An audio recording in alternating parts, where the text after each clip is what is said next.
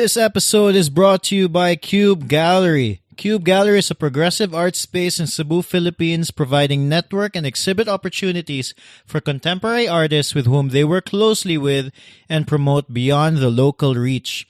This month at Cube Gallery, Celestial Ocean by Osamo Emperado, or, as I know him, Uzi Emperado. Illustrator and visual artist Osamo Emperado is back with his second solo exhibition with Cube Gallery titled Celestial Ocean, which will run from December 12 to 31. Osamo explores his personal philosophy and life through his uninhibited surrealist depictions of the ocean and the cosmos on canvas.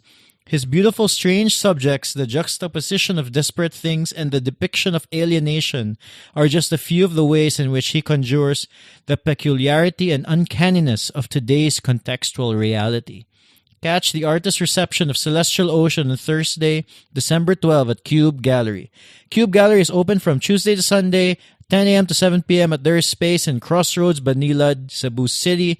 For queries, you may call 0918-807-4175 or follow Cube Gallery on Facebook and Instagram at Cube Gallery PH or visit the website artsy.net/cube-gallery. Also, you can listen to the previous episode of 032 Conversations for my interview with Uzi Emperado. Let's get to the show. Welcome to 032 Conversations, the podcast where we talk to creatives, see how they live, and how they do their work. I'm your host, Arlo Villarica. Let me take a quick sip of this tea that I got. I don't usually drink tea, but sun's going down. Coffee wasn't going to do it. So tea it is. I think it's like a mint tea or something. I'm not a tea person, but good to have. Happy to have it.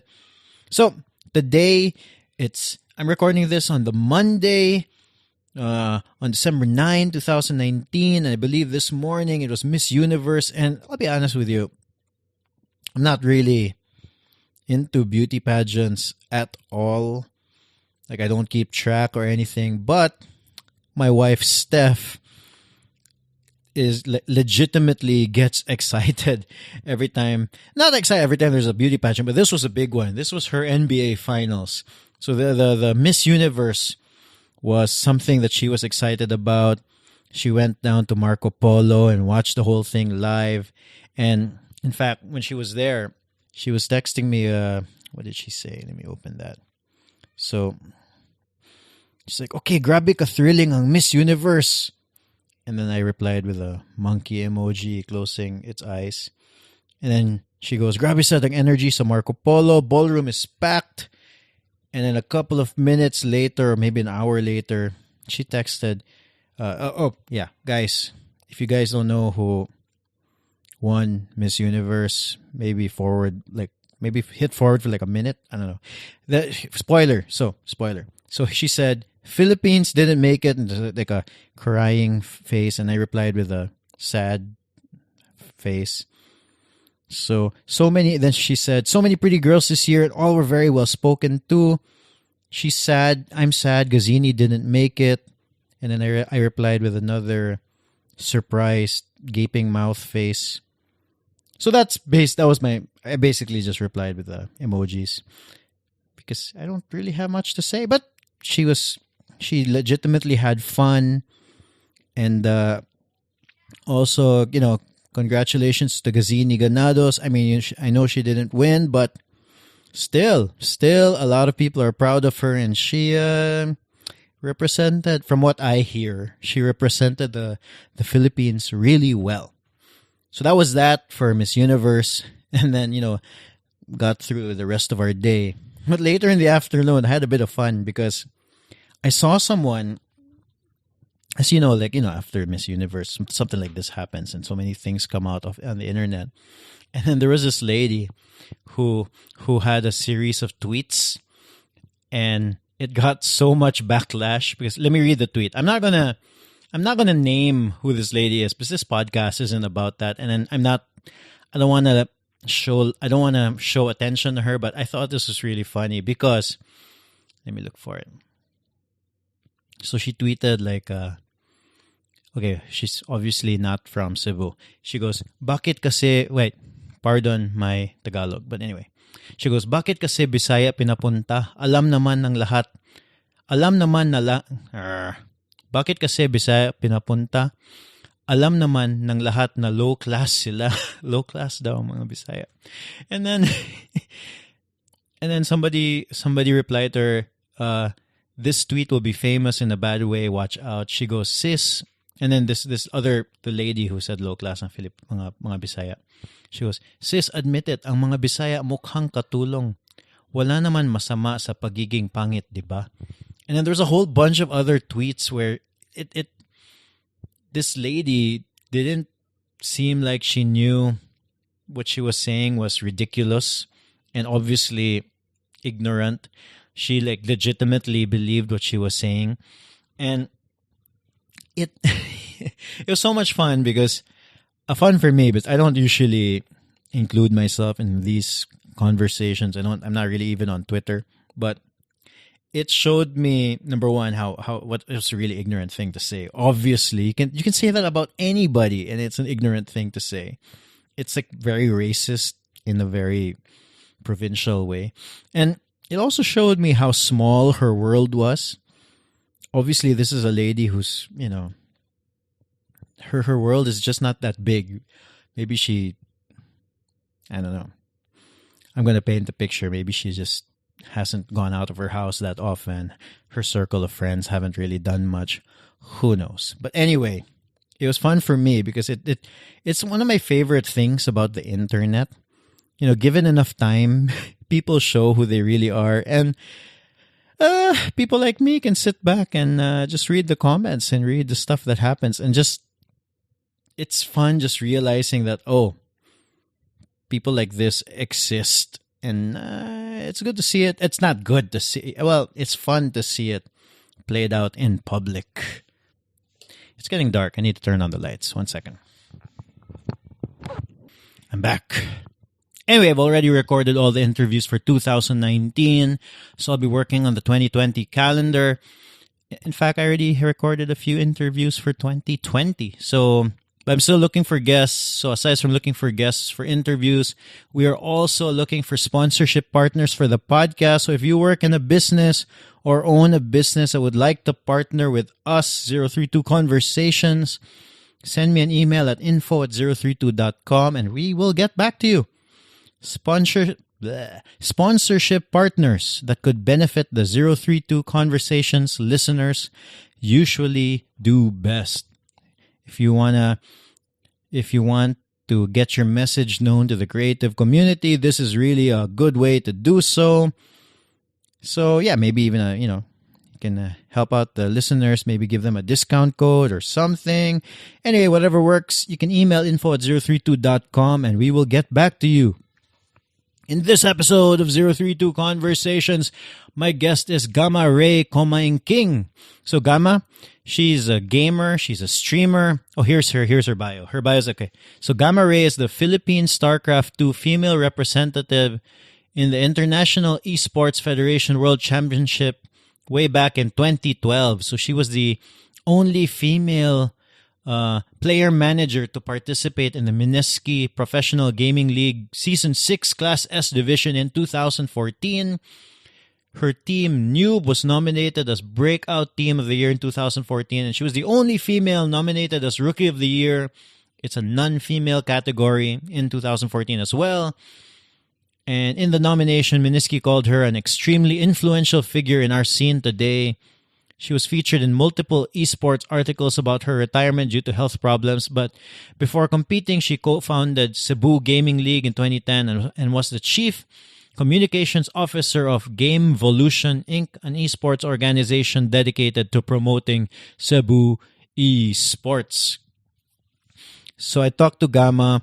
I wanted to know about esports, and I got a lot more than that from this conversation. So before we get to that interview, if this is your first time to listen to 032 Conversations, please subscribe. We have a new episode every Tuesday. And Merry Christmas, because it's December. I think I should say that in one of these episodes. Merry Christmas. Okay, let's get to that interview with Gama. I was under we had a family computer at home, and we were, it was a family computer, so for family use, and I had to get like consent and stuff. So what I would do, so you had like brothers and sisters? No, I was an only child, but my dad used to play Pac-Man competitively and whatever. Really? Yeah, so he was like a Tetris. Like he used to play Tetris and Pac-Man competitively when my mom was pregnant with me. What do you mean play competitively? I don't know. That's what they said. They're like tournaments daw. Oh, ba? So yeah, I guess like that's... in the arcade din, Ali. Yeah, possibly. But like you won something, or I don't really know like what was like the whole story. But I remember my mom said that she used to sit. She was pregnant. She used to sit while he was playing not StarCraft, Tetris and Pac-Man, like that, those games. So, I guess, like, growing up, I always thought I'm always drawn to, like, weird sounds. Like the arcade. So, I'm like, so maybe ba, when my brain was developing in my mom's stomach, it was like, arcade games, like that. Well, maybe it's in your blood, apparently, if your dad my dad. Competitive Tetris. Yeah, there's like, I forgot, there's this documentary where I think it's Donkey Kong, but not like the one, there's Donkey Kong's on the top. And then there's barrels. And then there's like a championship, and apparently it's a really difficult game. Yeah. And I remember, I'm blanking on the documentary, and they were just following this guy, basically, who's the world Donkey Kong champion. Okay. There was a tournament yun. There was a history around it. It's not a movie? It's not Pixar? No. It's based off of there's that? There's a documentary, yeah. Like, I suspect that Pixar movie based off of... got a lot of, Pixar's about aliens coming from Unsani. But the main character. that backstory... That's a real documentary. Okay. I'm blanking on the name. It's okay. Oh, so that was like your dad. So basically that was when I started when I was 5. We got a family computer, but I was only allowed to use it, I think, 1 hour a day or something. Then I think maybe on weekends also. But then, being the rebel that I was, I woke up really early because my dad goes to sleep at 3 a.m. So I even remember. So I woke up at around like 5 because I had school at, I think it was 9 to 2. I don't know. I was probably in daycare or something. Yeah. So I woke up at 5 and then I played until like 7 or 8. Like that. And they didn't know. I just put it all back to where I found it. Yeah, so I was sneaky like that. So I have been playing since I was 5, and then brick game was expensive then, so we didn't have brick game, but I finally... What's brick game? Brick game, like the Tetris and the Tetris that's like black and white. Yeah, so, I can still remember, like, coveting my neighbor's brick game until she got bored with it. And she's like, okay, you want it? Oh, here. So I had to sneak it, and I had to sneak out and buy the batteries, like that. So how come your parents wouldn't allow you to play? Actually, my dad was afraid that I will become like him now. I think he thinks that he is a failure. I think that's the,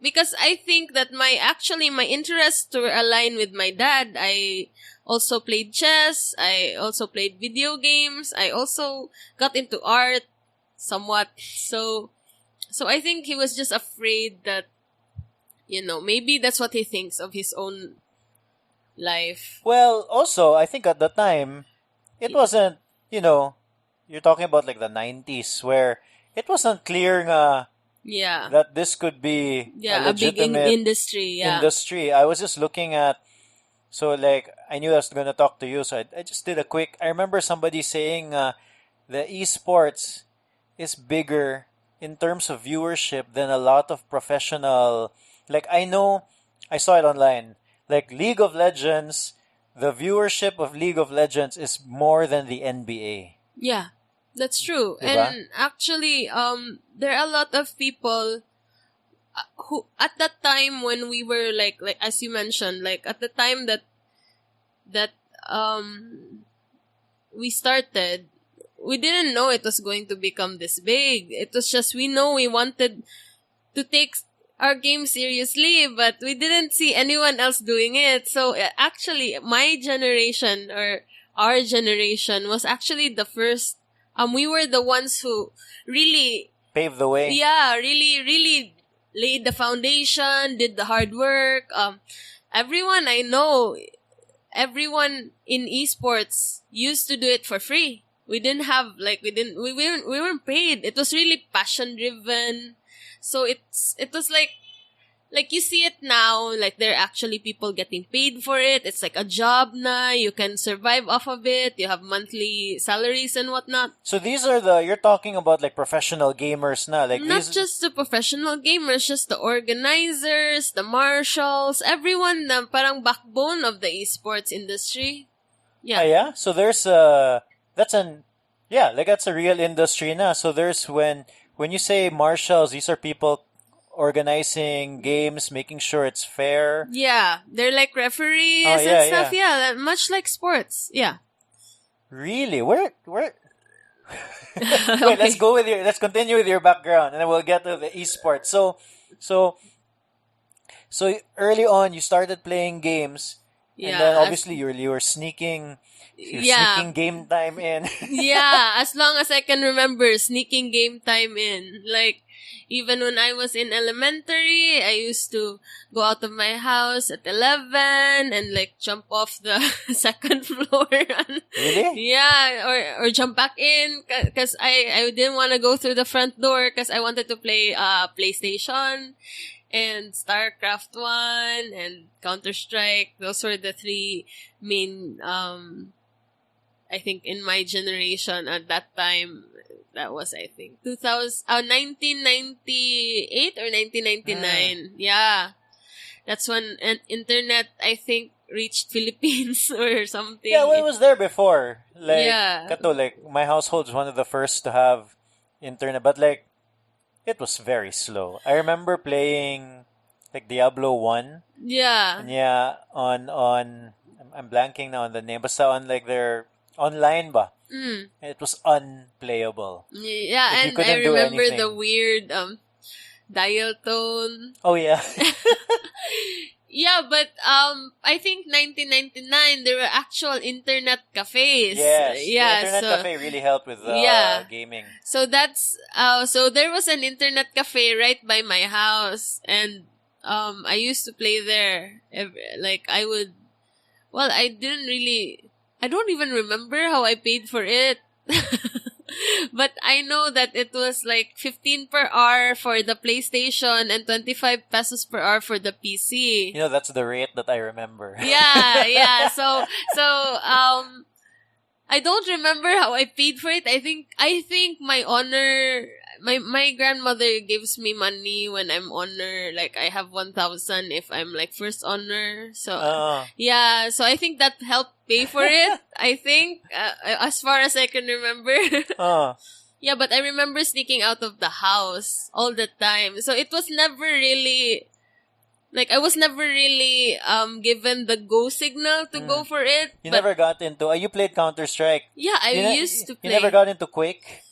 No. I think Quake was my dad's game. Like Quake and Doom and all those Those other... are my games. Yeah, that was my jam. I Yeah. loved Quake and Doom.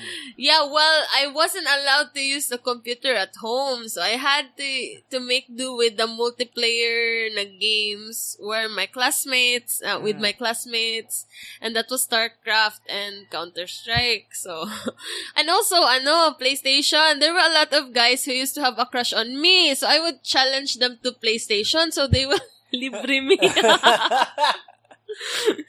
So I really had to use my resources, whatever was available, just so I could play. And then, I guess You were probably like a rare breed. 'Cause I don't remember seeing a lot of girls play video games. Actually, yeah, there are only a few girls that I know of that actually take gaming seriously, like, even without the attention or without the... Who Like, legitimately enjoy just want to play video games. Yeah, like, I know a lot of them, but unfortunately, more of the girls in the, like, currently playing, they're more of, like, asking for attention or something. Yeah, I think there was I remember seeing there. Like I said, I'm not part of this community at all. I don't know anything, but I remember seeing something like there was like this girl who could get, like, because you guys stream it on Facebook or something, Yeah, diba? yeah. And then there was this one girl. She was accused of, like, basically showing a lot of skin or something. Yeah. And actually, there's even this one girl who made money off of selling gamer girl bathwater. What? Yeah, and she actually made, how much was it? $30,000 or something? What is gamer girl bathwater? Oh, no, it's $15,000. Oh, she sold, her bathwater, so she sold it and put gross. it in, yeah, she put it in a bottle and then she sold it. She sold 500 units of it at $30 per bottle. So how much is $15,000? So, like, that's kind of like putting a bad... Yeah, I mean, it's funny, and I guess it was like some sort of satire because she kept posting videos of herself taking a bath or something, and then people were like commenting, you should sell your bathwater, and it's like, oh yeah, I should. And then she actually made money off of it. So there's all of these, and there's more of that than the actual girls who actually play to... Like, yeah, because you are from the side who takes it seriously. This is something that you want to do, something that you want to... Yeah. You're not in it for the... Yeah, I wasn't in it for the attention. Actually, I had a lot of bad attention. Like, people wanted to trash talk me. Like, in the internet cafe, they would gang up on me. They would look at my teammates' PC to see where I was, because I was always, like, very paranoid that they wanted to... Yeah, and then... In Counter-Strike, I used to have like 40 plus kills because everyone was trying to kill me. So of course I have more people to kill. Yeah, but then of course all that, unknowingly, that got you better at whatever game you were. Yeah, actually. Because I guess so. Let's talk a little bit about your esports background. So you mentioned what was it? Like, you were like a 2012. Yeah, 2012 I was supposed to represent the Philippines at the International Esports Federation World Championship to be held in Korea. I don't know if it's the right to be held. Okay, it's in the past, but it was held. Yeah, it was going to be held in Korea. Yeah, it was supposed to be held in 2012. Yeah, but Is that like the World Championship? Yeah, like an esports World Championship, because at that time we were trying, I guess everyone, including like Korea and other countries, they were trying to get it legit, like recognized by the government, but it was always that struggle. So when I was asked to represent Philippines... So this is StarCraft 2 na. StarCraft 2 na ni siya. I went to Manila. I even paid with my own cash and everything. We paid to go to the embassy, but they didn't recognize it as an actual event. Like, What's that? What's esports? It's like something that someone made up. Why did you need to go to the It was embassy? in Korea. You need to get a visa. Yeah, a visa. Oh. Yeah. So, before Bam Aquino made, actually Bam Aquino made name for himself as like the esports. Champion. Oh, Yeah, he was the one who pushed na, oh, this one, oh, sige, kani, i-visa, something. But before that, it was really a struggle. If you're a player or a gamer, you don't have an income, obviously, or it's not like it's your job or something. At the time. Yeah, at the time. But now, you can actually, there's an ID from the Games and Amusements Board. Oh, really? And you actually have an ID. If The you're Games and Amusement Board in the Philippines? Yeah, in the Philippines. So Really? if you're There's a an Games and Amusement Board in the Philippines. Okay. Yeah, so if you're an esports promoter or you're an esports manager or you're an esports player, you can actually go and get an ID. Really? And then that one will... So, is that why you didn't end up going to Korea? Because you couldn't get a visa?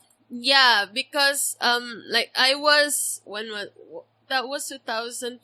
I didn't have a full-time job. I'm actually a freelancer. I've been freelancing since 2006. So I didn't have like a company. I had companies before, but I didn't really have a company that would like say, okay, she's coming back because she's working for us. Yeah, because on the side of the embassy, it looks like you're a random Filipino who's going to get out of the out of the country, going to their country. So they there was actually a letter, and actually my passport was really rushed. So at least I can say that at least the DFA acknowledged the event that much, but on the side sa embassy, no one called them up. No one called them up. Like I guess it's the I guess ano sa na sa organizer po na. It was early on pa.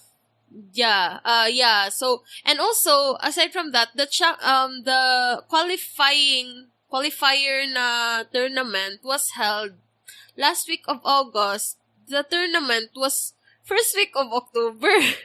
So there was barely enough time. I mean, I got my passport okay because, like I said, DFA rushed it. It was okay, ra. Yeah, it was okay. Girush nila and I didn't even have to fall in line or whatever. It was fine. Like on the passport side, but the visa side, it's like I guess the embassy didn't recognize esports as I guess if it was like basketball or something, they would know about it or they would understand it. But what is this esports? But this was in 2012. Now, yeah. But now, esports is actually part of Southeast Asian Games. Oh, really? Yeah, there's excuse me. No problem.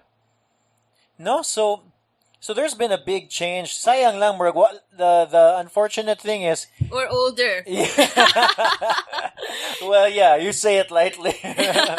Well, I've actually been old for a long time because 26 is actually old for esports. Yeah, esports age. It's really old already if you're 26.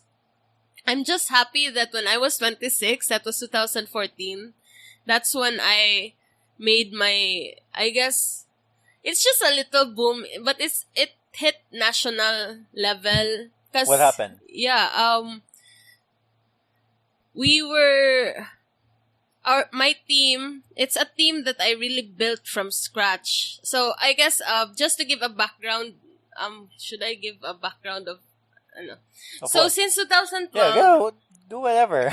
like I said, I don't know anything. This is something that one of the reasons why I wanted to talk to you was that I just want to know more about this whole thing. But I only know it from the perspective of I like video games, and then just to give you an idea. So I stopped playing video games like when I hit college because I realized nga if I continued playing video games while I was in college, I think I would have failed out of college. No? Yeah, that's actually most of the narrative that I hear. So I decided to stop, and then it was only like a few years ago I bought my first video game again. It was XCOM, Yeah, Lingaw Kai. It's just turn-based.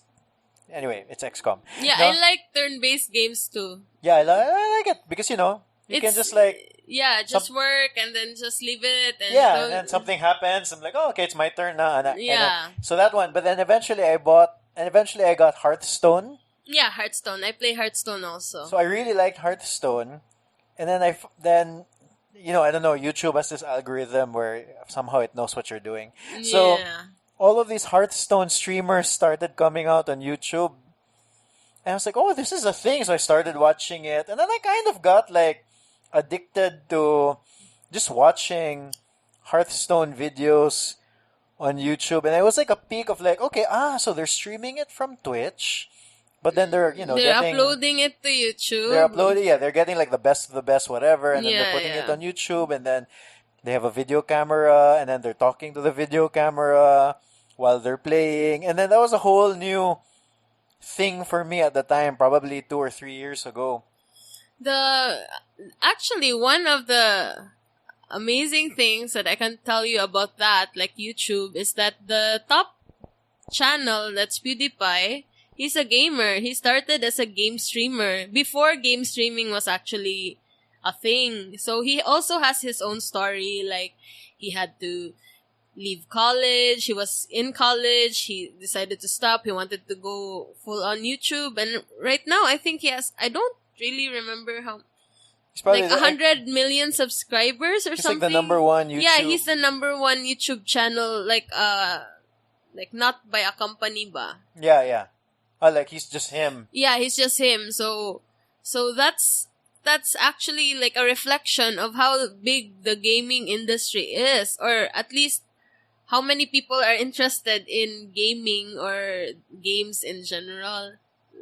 So the thing is, when in 2012, of course, that was like a real heartbreak for me. I was supposed to go to Korea, but because of the Philippines, am I allowed to say that?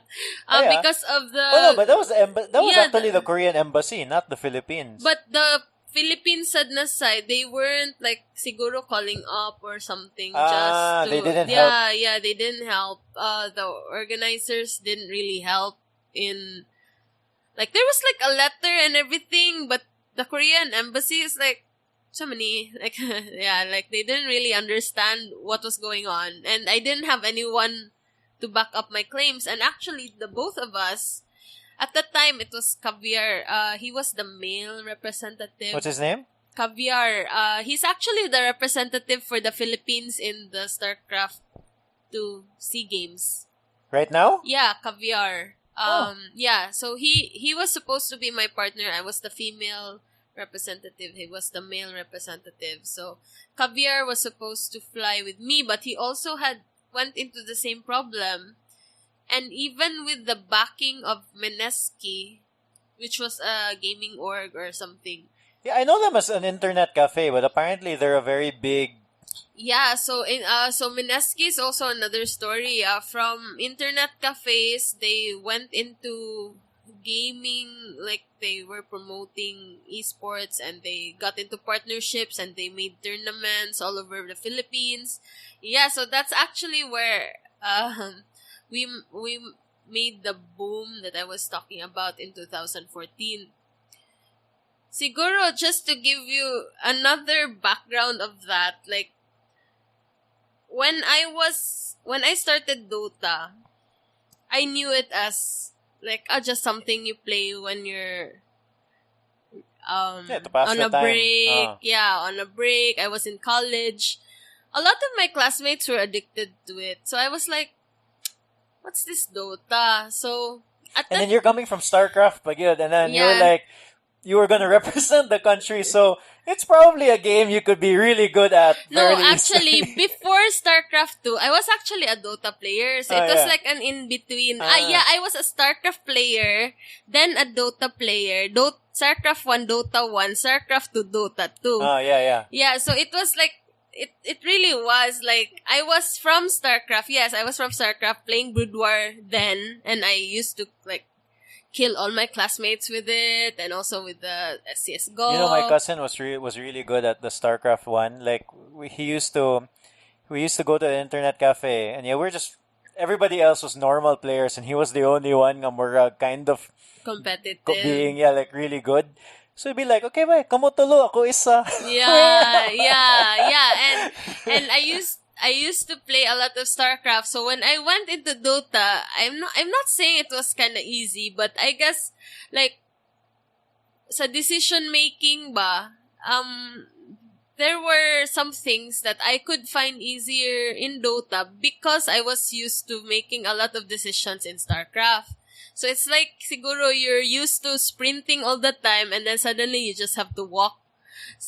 But it's really hard also. Dota Yeah. has its own difficulty in the sense of parang, It's different because Dota is like you're a character, yeah, you're a and then character. StarCraft is like you know You're the mayor. yeah, you're the mayor. Yeah. Like you have a base and you have to figure out Yeah. moving all of these people. That's what I found because when I stopped playing StarCraft and then like Warcraft came out, that new one, and then Yeah. it was hero based, and then Dota wasn't even there yet, diba?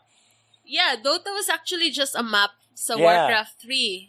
And it's really interesting how Dota developed from the map, like the custom map lang, and then I think into the players the ones who actually yeah, because made it. actually no, there was actually someone named Ice Frog who made the whole map and developed it and everything.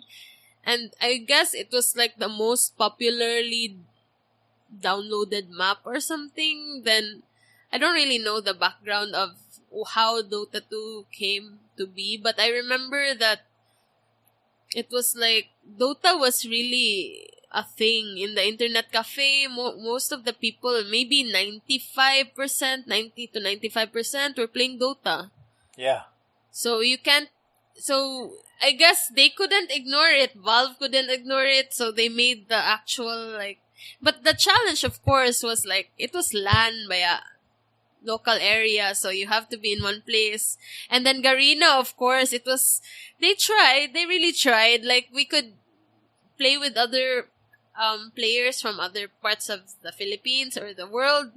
But still, it was very Slow pagyapon ng internet. yeah, there was a latency problem. There were, I guess also let's put into account na hinay ang internet Yeah, or yeah. something, and then it's like you're trying to connect LAN like a lot of basta. So it was very very complicated, and there were actually tournaments like in Garena. And there's also RGC. There was another attempt. Like everyone has been attempting to like get everyone online, but they couldn't do it. So siguro So Valve, who finally was able to do Valve. it? Valve. yeah, the Dota 2. Dota 2. Yeah, so that's when Dota 2 came out. At first I didn't want to play it because it was sakit sa mata. Actually, it came out 2011. But it was limited to like certain people, and my Dota key, beta key actually, my Dota account was a result of winning a Dota tournament because as a promotion, of course, syempre kaning mga players, they're used to playing the Warcraft 3. They will be skeptical about Dota 2. So what Dota did was they handed out a lot of beta keys to like promoters and eSports organizers. And so every tournament, if you win like a top 3 or top 2, you get a beta key. Okay. Yeah, and at that time, we didn't have a problem with winning tournaments. I don't know if it's because we're strong or if it's because there are not too many of us putting all their time in Dota. So I would also put into account na people were busy or probably we were just kids who wanted to play. So we won a lot of tournaments, and that's how I got my first beta key. That So was before in it was 2000. not available to everybody, di ay? Yeah, it wasn't available to everybody. It was like closed beta, then open beta or something. But My account was in 2013. I discovered, like, recently, I just checked it. Para lang na, dili masayop ako. It was May 2013. But I actually started playing Dota 2 2014. Because, after that thing in 2012, when I couldn't fly to Korea, of course, I was very, very depressed. It was very, very kanang disheartening for me. Because, I thought na, and you know what? What's funny about it? I played without an account. Kasi the StarCraft had, you need to have an account. I don't have a StarCraft account. I wasn't rich enough to afford the Blizzard games. But I could afford the load. Naaman sila load na 103 days. So imagine, I had to do that para lang makakompete. I mean, I had to like load my account so just so I could practice. You wouldn't like there's like a monthly fee for the account on No, there's like a one-time thing na tag 2,000. to buy the game. Yeah, but I couldn't afford it. So I have an account but i-load rin ako This is siya. when you were in college? Yeah, I was in college, yeah. And I was actually fresh grad, I guess. Wait. Yeah, fresh grad. But of course, it's like you eat, right? Yeah. And 2000 is just, and I had a kid na baya. I had a kid in 2008, so my kid was 4, going to school na. So there was really this. Okay, I can only like afford like the 25 per hour and then the 100 for 3 days. Okay, let's just make do with what we have. So that was my mentality always. Despite all of that, naka-qualify so na-qualify ko for the Philippines, for that worldwide na championship. And that was the only time that my mom gave me an account. And she was like, "Oh, you don't have an account? Okay, here's a StarCraft account." And I'm like, "Thank you. But wala na ko nakalarga, but thank you so much." So it's actually one of the things that I like to share with people when they think na, I don't have StarCraft account, or I don't have. No, you really just need to make do with what you have. And actually, my case was actually way worse than anyone else's case when I hear their stories, because I'm a girl. And that's kana palang daan. It's like, if you're a girl, you have to first prove that you're not bad before you prove that you're legitimately good. So it's like you're starting off of negative 50 while everyone starts at 0. I would have wanted to start at 0, but no, I start at negative 50. So it's like it's like even more of a struggle when I hear guys saying na, I was so poor, I used to play in PisoNet. Bitch, please. That can't even compare to what a girl, like, especially me, I guess. I don't know if there's anyone else, but I know for a fact, at least for myself, that it's really, really, really like 100 times more challenging if you're a girl. Diba, yeah, I know that like there was some news. Correct me if I'm wrong. Was that Gamergate? That was about like, what was that about? Was that about like a girl thing? No, I'm not Gamergate? sure. What's a Gamergate? No, there was something that happened. When I'm basically talking out of my ass. I'm not sure, but I know that historically, like, women have been kind of given a hard time in the gaming. Yeah, and I don't think it's not intentional. I would like to think that it's not intentional. But I really know for a fact that it happens. Because before, like what specifically? Like, example, like, diba we mentioned Garena tournaments. So there was this tournament I played at. It was, I don't remember the year. I think it's 2010 or 2009. 2010 was when I was really active in Dota 1. We were winning the champion tournaments. Like I said, we weren't having problems winning tournaments. So, of course, it got a lot of, parang, I guess the ego of some of the guys we defeat. Because if we're the top one team and there's a girl, that means I'm better than all the other guys playing. And only the 4 of them, my teammates, are ka-level. or ka-level. So they like to think that nagpaalsa lang ko. Of course, you know that can't happen. Like, if it's a 5-on-5, the one who's really heavy will pull the whole team down, diba? If it's really heavy. So, they didn't want to acknowledge my skill. But I would have wanted like that lang. That was okay. But the harassment I got as a competitive player, you can't even imagine it happening to guys. Like, for example, there was this Garena tournament. These players were from Banilad. And Banilad and PC, kanang naman ay rivalry sa Dota. Kay Farman mananamo sila. Farman mananamo sila. So naadjud sila kanang Apilag trash talk ba? So naadjud because what I'm about to tell you will make you understand why I had to say that. Gifarman na nako sila, namo sila. And then, like, they even resort to paungon ang PC para ma-restart ang game, but they still end up losing. Ano ba? It's like, one time sa Garena tournament, we were playing, of course. I think semis na to, or was it top 8? Okay.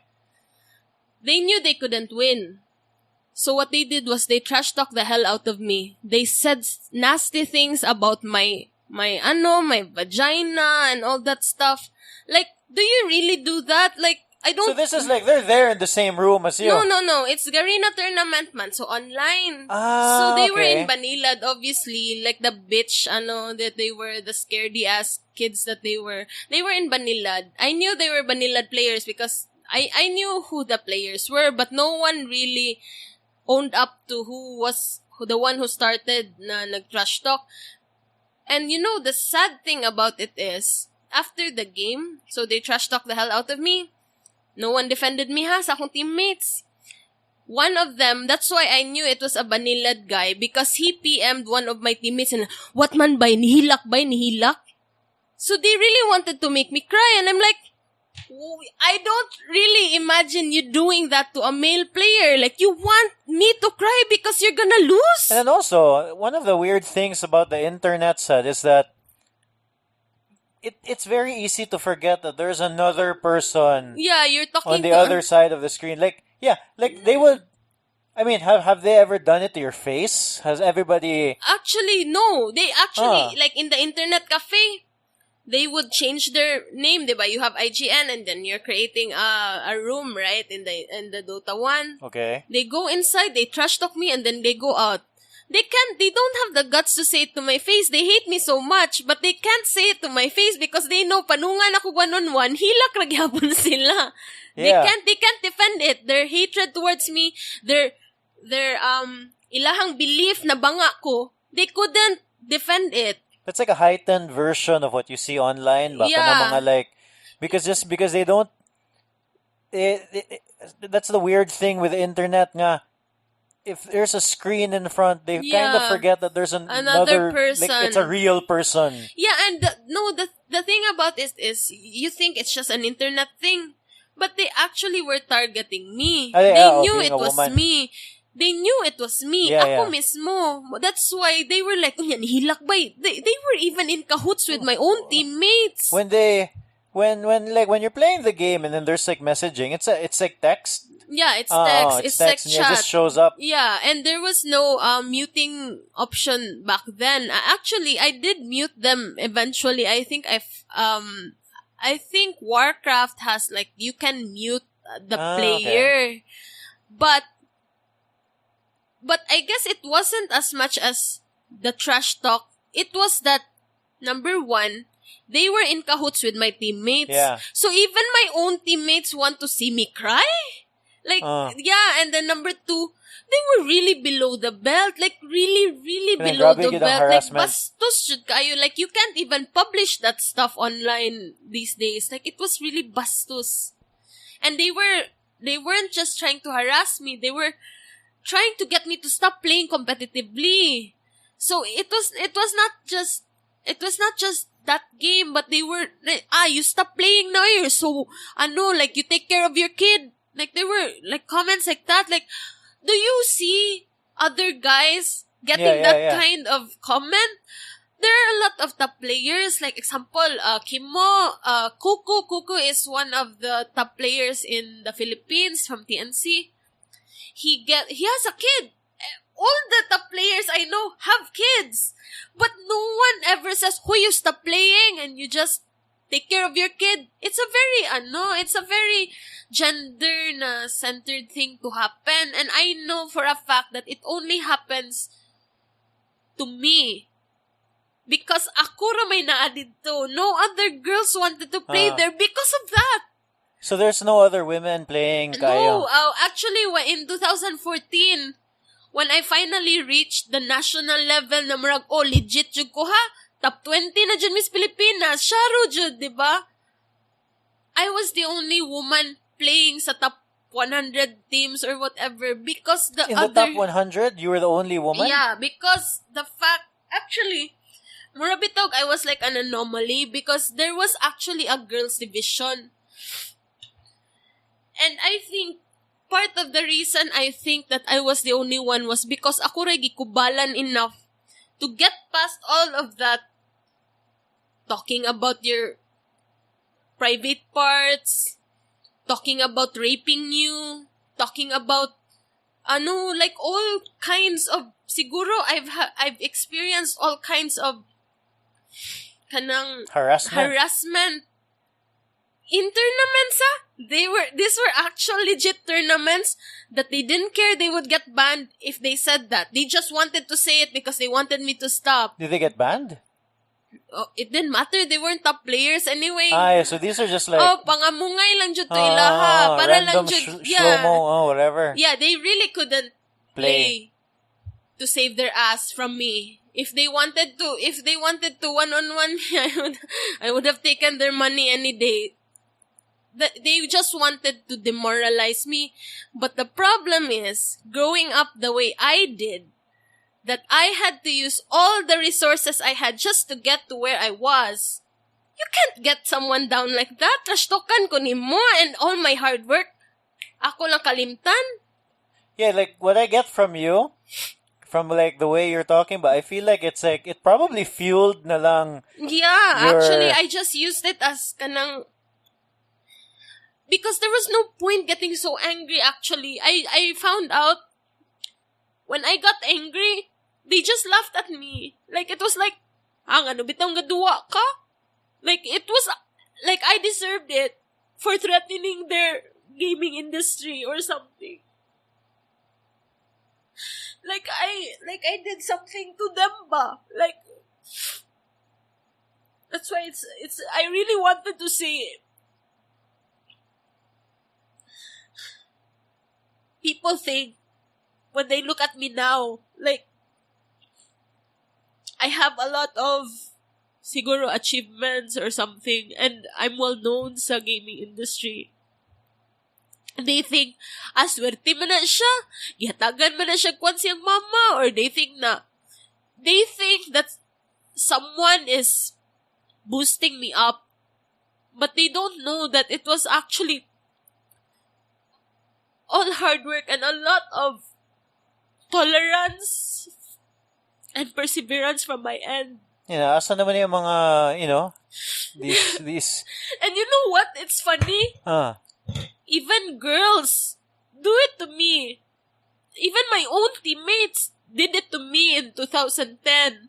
Like, they were even saying things like, I wasn't a good captain, or, like, it was really hard. Asa ko mo lugar? The guys hate me, the girls hate me. What do I do? And then in 2012, so that's why I went to start, diba? I was Dota 1, then I went to StarCraft 2. So in StarCraft, is it more Yeah, you're alone. Yeah, so in Dota, you need a team. Yeah, so after all of that, like after experiencing all of that, and I decided to stop Dota because I couldn't find 4 other players that wanted to play with me. I just wanted to compete. I just wanted to keep playing. But I couldn't find 4 other players that wanted to play with me. So I went to StarCraft.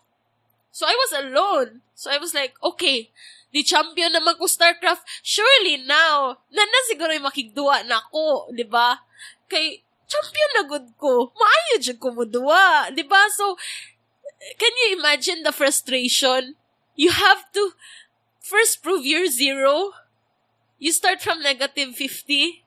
You have to go to 0 first before you get to wherever you're supposed to go.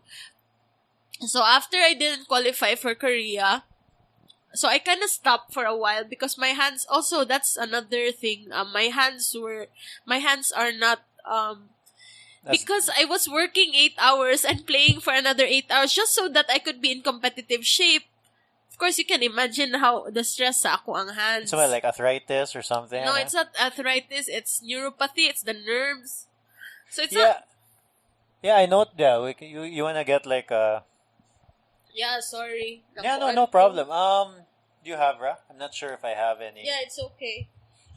Yeah, sorry. Yeah, I noticed like when I was looking at your stream, yeah, I realized. So you, of course, you have the video camera, and so you're talking to the camera, but there's also another camera on your hands. Yeah, because I wanted because of course siguro a lot of the times when you see streamers, some of them murag suspicious na murag dili bitaw sila gadwa. Amo ba? Yeah, really? Because there are like times na girls, just because they're girls, they actually get the attention these days. Kay, di ba, like as you said, streaming is so kanang kuan na siya, daghan na siya, daghang viewers. These days, it's hard to find a girl. Although there are legitimately good na muduwa. But some, kanang just a pretty face and then someone else is playing for them. Okay. Yeah, so I wanted to show. And siguro, I guess it's because of the thing I said na sa akong background ba. Na people were always doubting me. Na even now, when people actually know about my background and they're like, oh, yaw, idula na. I couldn't bring myself to be happy about it, or I couldn't bring myself to believe their compliments because I have been na-trauma siguro ko ba, like everyone was like sa una they were really nice to my face, like katong sa Banilad guys who said bad things about me na nagigi below the belt kog trash talk, they were really nice to my face. People are always nice to your face and it's like ma-shock na lang ka in game, they hate you so much and then it's like why though? Why? I try to be a nice person as much as I can. But I really couldn't understand why they were so angry at me. Do you think things have changed? I think that people are a little more accepting, but I don't think that there are actually girls who have the fortitude that I did to do what I did. I guess my point is, siguro they would welcome if a girl wanted to try, but secretly they would be throwing so many stones at her and she wouldn't know how to react. How about like kanang... So now eSports is like, it's in the world stage. You just mentioned a whole bunch of eSports athletes. Diba? Yeah. Is there a woman like doing really well currently? In women's division. But like, why do they? I don't understand. Why are there 2 divisions for in esports for men and women? I think it's the same concept as like the NBA and the WNBA. No, but yeah. But there, it's not the same because okay, the NBA is physical sports, contact sports. Yeah, men are naturally physically stronger, for example, than women. Of course, there's a lot of women stronger than me. Yeah. But what I'm saying, but like naturally speaking, naturally, so, like the way we're built. Yes, I agree. Exactly, diba? But esports, I would assume it's a level playing field. You know, the problem is they never really understood why women are good at games. The Like example, the guys have really good hand-eye coordination. They're really fast. But the women, at least in my case, I have really slow hands. I have when I was playing in class S, I was 3K MMR. That's really low. I was 3.5 or 4K MMR. What is it? Sorry, you Just lost me. just an average player. Is that like a ranking system? Yeah, just a ranking Okay. system. Yeah, so that's my matchmaking ranking number. That's just 4,000 MMR, 3,000 MMR. That's really low. Actually, the highest is 10,000. So Okay. you can imagine where I am at. So you're like in the middle of the bunch. Yeah, somewhat in middle, lower part, Okay. whatever. But the women never actually used what we're good at, which is remembering things, connecting the dots, and all that stuff. So what I did for my team, let's go to 2014. I was a part of Team Noob. That's the team I mentioned that somehow ended up at the top 20 at the end of the league for that year. That In StarCraft 2? No, that's Sorry. Dota already. Dota na ni Dota, Dota okay. na.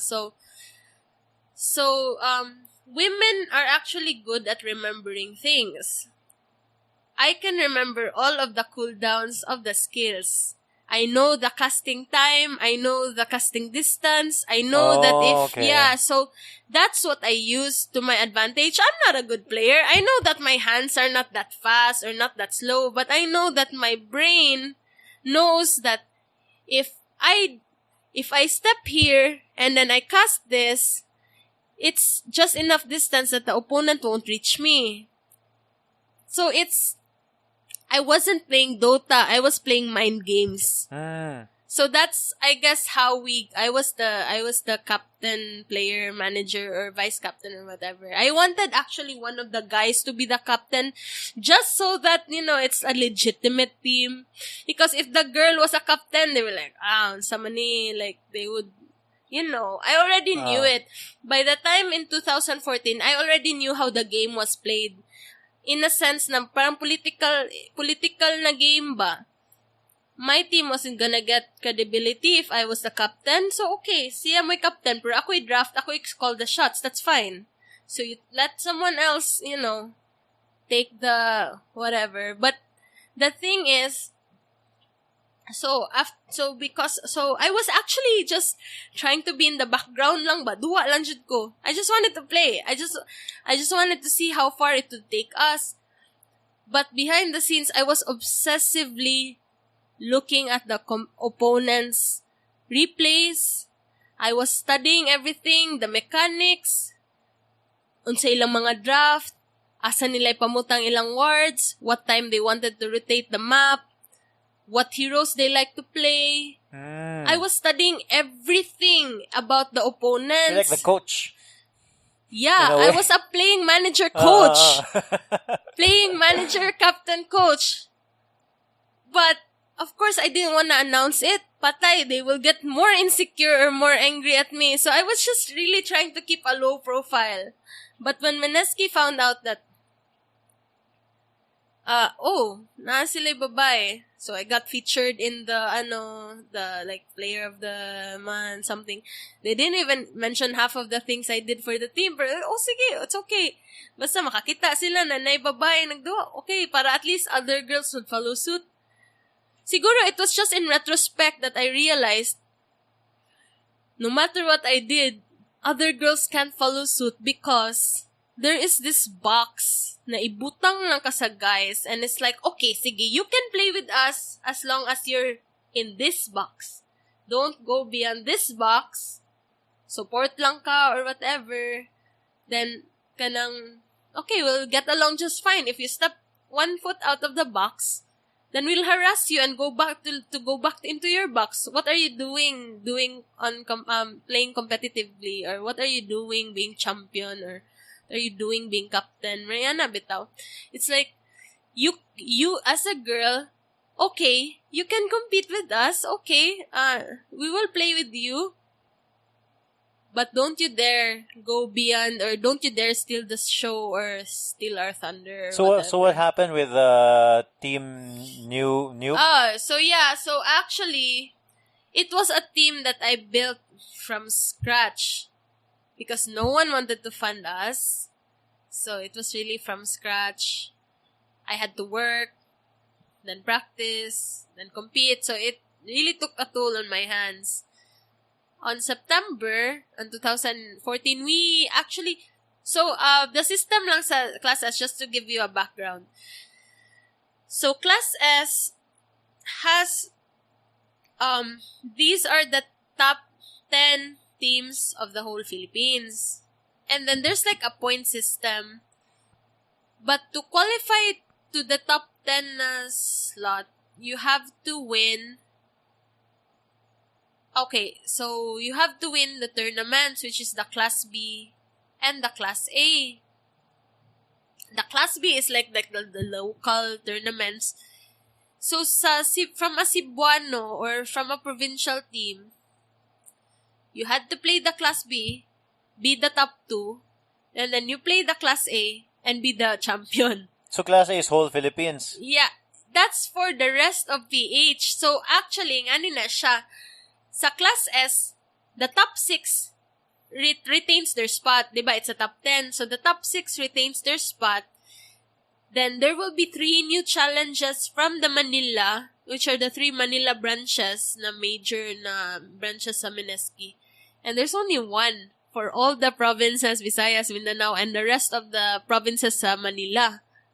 So, from Cavite, whatever, Cebu, and then Visayas. Basically, the best of the Philippines. Yeah, basically, ang isa. Because the 3 were just, if you're in Manila, and you're like the champion for this branch, okay, you have that slot na. But for our case, we had to first be top 2 in Cebu, and then be the champion sa nationwide na, tournament. So, it was really, really hard to like, but then, I'm lucky. Actually, ako ang pagkababay ang ni champion namo because nagkumpiyansa ang kontra. Amo ba? So, we were already waiting in the winner's bracket, and then one of the guys knew, uy, it's just new. Awa na champion namin. But they didn't realize that they were still in the semis. They got beaten by the team before us. So they were like the favorites on top. No, they just thought of themselves na parang, okay. naaman si Gama na, di na sila kapildi na to diri. Kasi, there's always this kanang, di mi kapildi sa isa ka team, ang isa ka team, di. Match-ups. Okay. Kanang, it's just a triangle na, it's like there are always like 3 top teams na the only one can beat the other but cannot win to the other. So, it was just like an equal lang na triangle. And it just so happened that they were in the tangent na we were losing to them a lot. We were always second to them. So, they were like, kung sila ang nasa championship or sa winner's bracket, awa na. Sure na ni. But then they ended up losing na doon right before. But okay. I actually... Sorry, like in my head, okay, like it's like basketball. Yeah, exactly. It's just like any other na sports. It's like... so, sa amo na case, I actually just wanted to, by that time, I just wanted to work na lang. What do you mean work? Just work. I didn't want to play anymore. Yeah, because... This is after that tournament. Yeah. Oh, no. It was during. I was actually working and I was letting someone else play for me. But then, they didn't like him. And he didn't like that there was a girl calling the shots at the back. Because I was just telling them, diri, uy, kwan, lang, ang cooldown na, ang skills. I was dictating what was happening. He didn't like it. He didn't like the idea na babae ang dictate sa shots. So they kicked him, and I was forced to play again. Even though I actually excused myself out of it. Naman, it's like, okay, I don't want to play anymore. Okay, guys, you got this. But actually, when I stopped playing, they didn't know what to do. they didn't know where to go. If I didn't say anything, or if I didn't tell them unsay pick sa kontra, unsay kuan, wala, na-dependent lang dyan siguro sila. Because I made it so easy. Because, like I said, I studied all the replays of the opponents. I already knew what was going to happen. So I tell them... Well, that was your skill, good. Like, strategy was really your thing. So that was... So, I think na maybe it's my skill, but maybe it's also the thing na wala gitry sa other girls.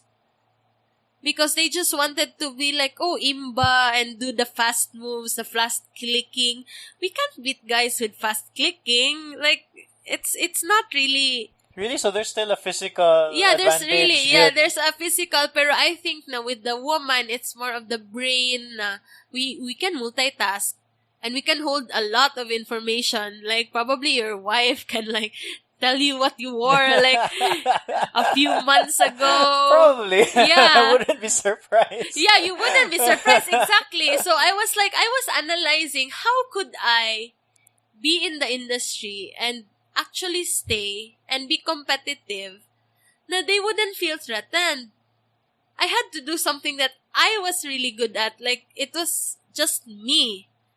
So that's when I started going into strategy. But the problem is, in September, my hands gave out. In 2014? Yeah. I couldn't even click anymore. Like, it was really, really bad. So what happened? So in the middle of the game, we were against Pacific 2. I couldn't do anything. I tried to move my mouse, pero I couldn't click it. I couldn't. So, yeah, we lost the game really badly. Because I couldn't disable, I couldn't stun. And it was so hard because I wanted to stun. It's like your brain is saying, hey, why aren't you moving? It's like, you want to scream at your hands, why the hell aren't you moving? Yeah, so it was really bad. And so at least we got a substitute for that. Pero it wasn't the same. Without my strategies, it was so frustrating for me. I didn't want to look at Dota ba. Because I was like, wow, after all of that hard work and tolerance and perseverance, and ang ending lang nako is di ko makaduwa because of my hands. Murag, what the F? Murag, I've already jumped through all the hurdles. So, like, kwarta. Okay, I made money. Okay, banga ko. Okay, I practiced. I played. Okay, I made my own team. No one wants to play with me. No one wants to be my... So how did you make a team, like, if no one wanted to play? I just got 4 other people who didn't have money. And I was the one who funded it. Amo ba? So you're like, oh, Yeah. Kani, this is our budget, No, let's but play.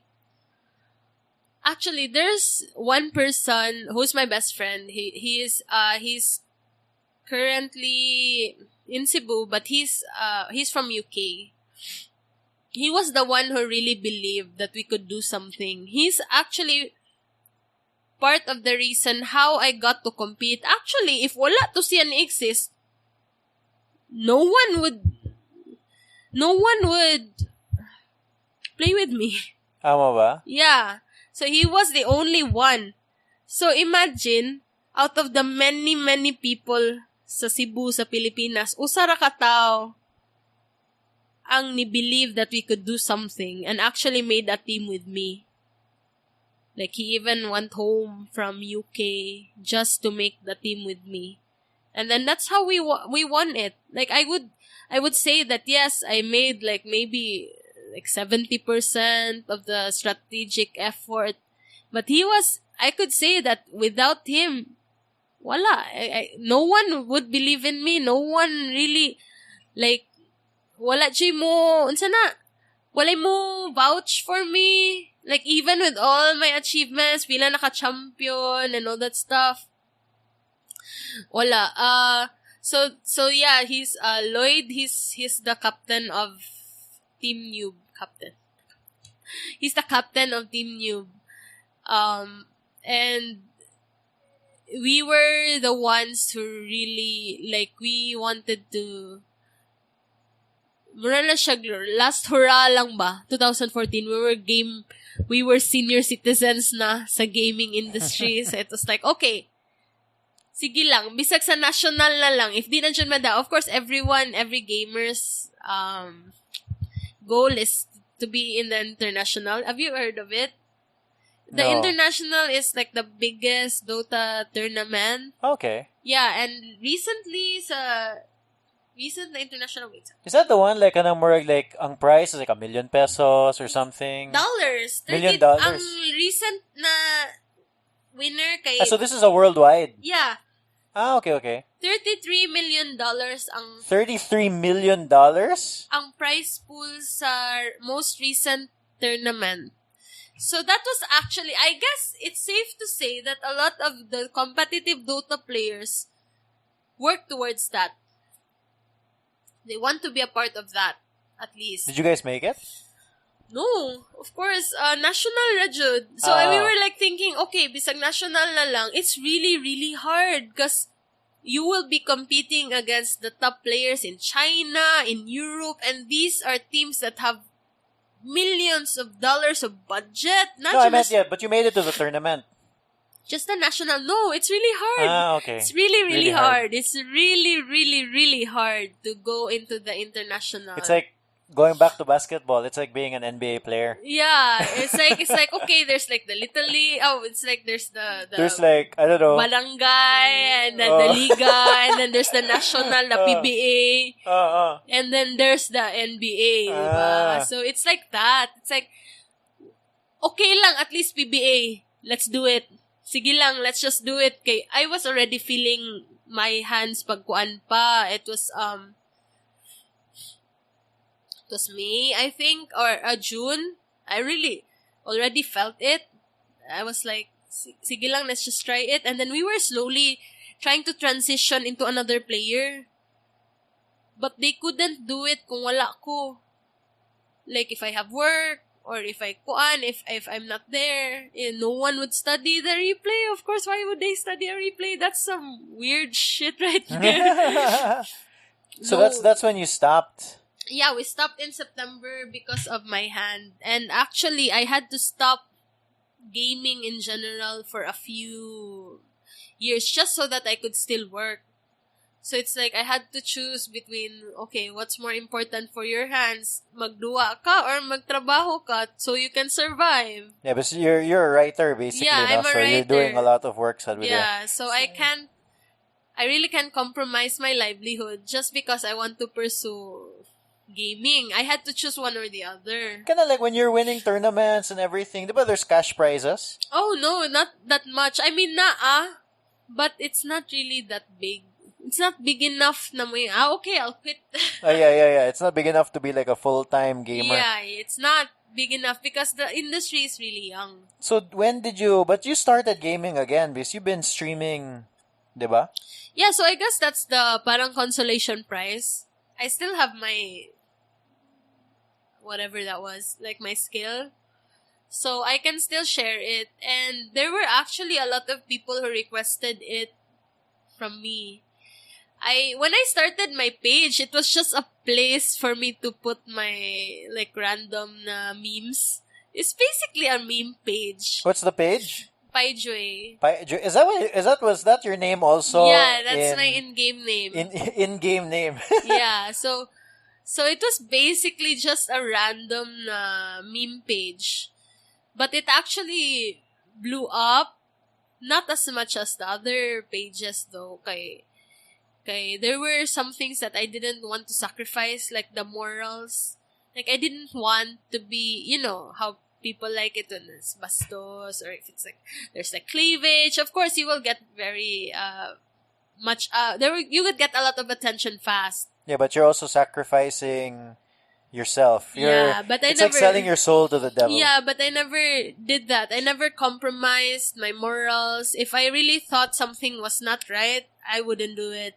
Like, even if it was funny, or even if everyone was doing it, if I thought that personally I didn't really think that it was something I wanted to associate myself with. So let's go with so you were streaming it on Facebook? Yeah, I was also streaming in Twitch, but I think mas daghan man ko viewers sa Facebook. Mas daghan sa Facebook compared to Twitch? Yeah, because when I started, my Twitch only got like 60 or 50 followers. And my Facebook had like 3,000 likes.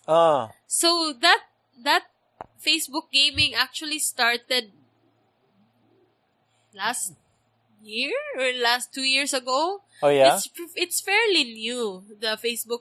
Pero you can like stream on both. You can't stream on both at the same time. You actually can. It depends on your hardware and software. Okay. So I'm not qualified to talk about that because I'm not a technical person.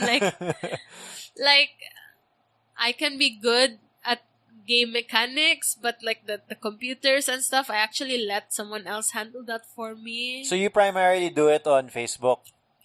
Yes. Because I notice that's more of a thing now. Like I'll have I notice it popping out more on my feed nga people just playing games, and I'll be honest, like these are games that I have no idea what they're playing. Yeah, they're like Mobile Legends and League of Legends. Actually, ka na mga shoot 'em up like Counter-Strike? Yeah. Is that like Fortnite, yeah. PUBG. The thing is, Facebook found a way. Facebook probably saw sa ilahang algorithm that games were really something na seryoso. And they didn't want na Twitch na lang pirmi ba? Because Twitch was the Twitch, Twitch is the game streaming platform.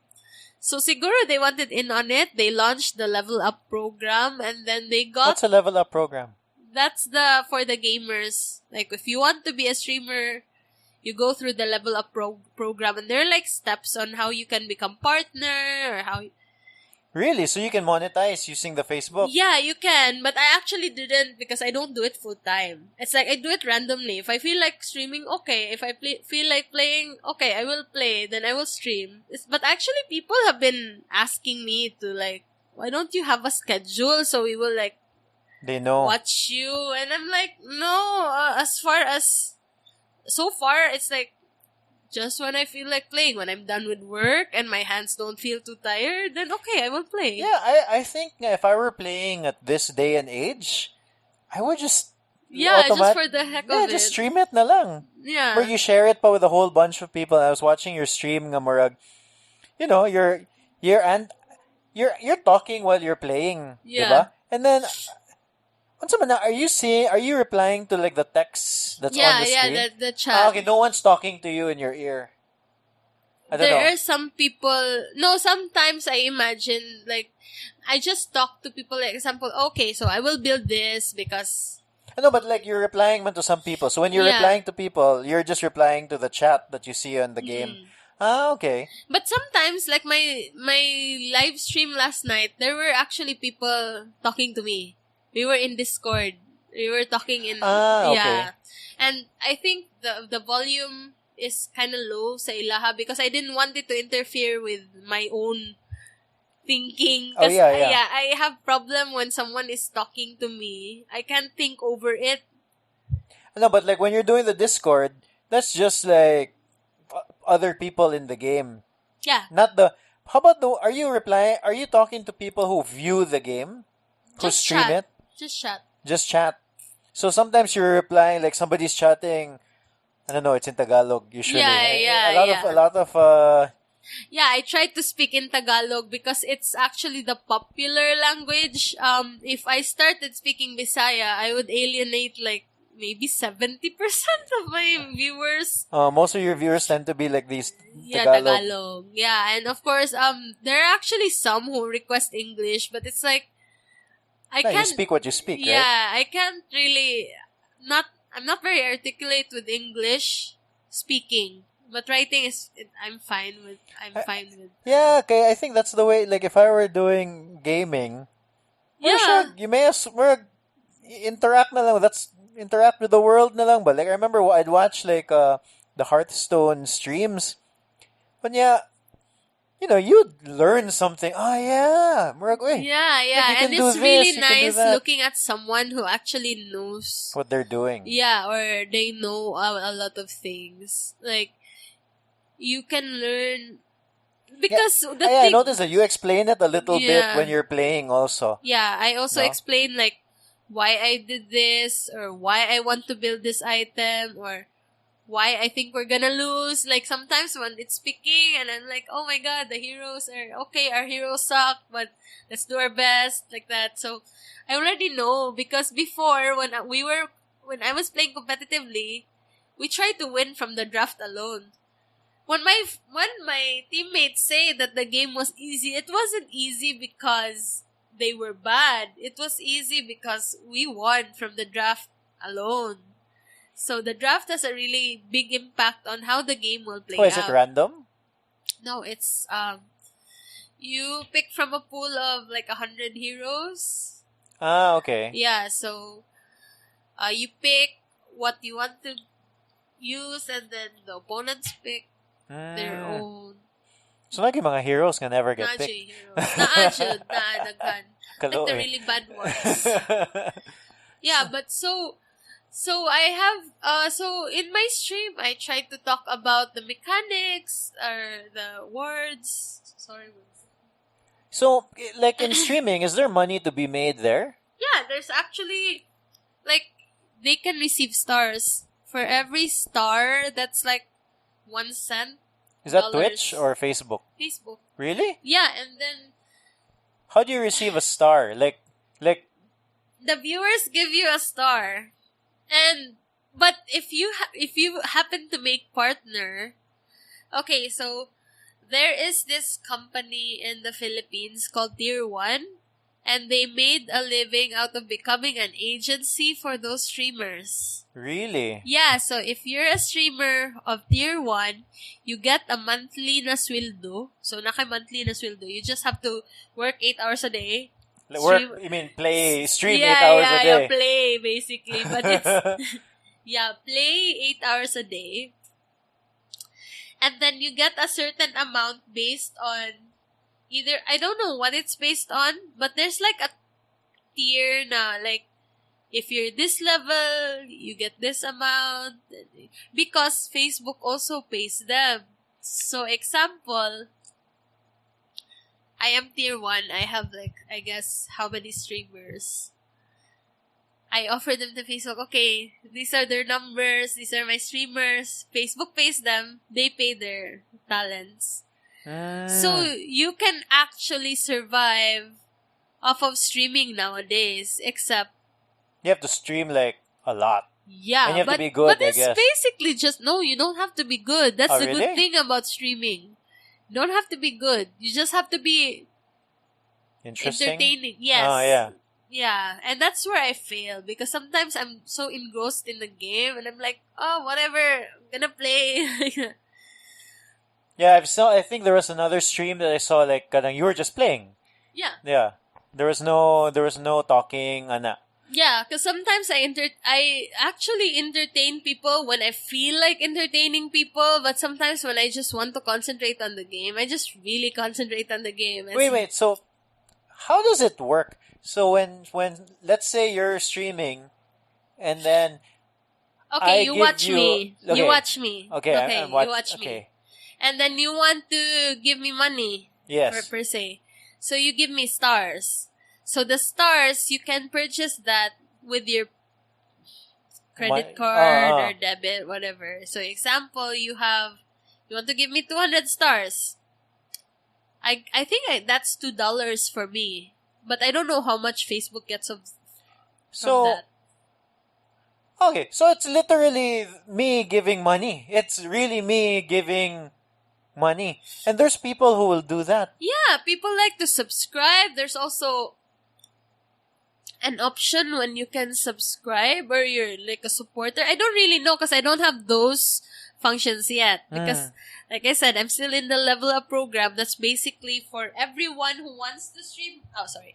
It's for everyone who wants to stream games, but they haven't gotten the, what's that?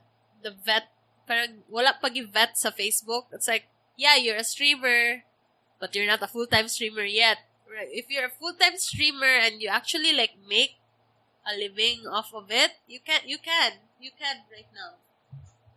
That's a good thing about the gaming industry because you can actually make money. Either, siguro, like, example, if you're someone who's really good at basketball and you make basketball videos on YouTube, something like that. Yeah, something like that. Sa gaming, it's like... Yeah, but well, okay, so let's go back to the basketball thing. Yeah, you make basketball videos. The one who comes to mind is the professor. I don't know if you've seen it. It's this guy from End One. Anyway. Yeah, then he, like, shoots and... yeah, oh no, he does, like, tricks with the basketball. Yeah, he's, like, really good. And then, but he does it through... There's an advertising model there. So YouTube puts his video up, and then before his video starts, there's probably an ad in the beginning, and that.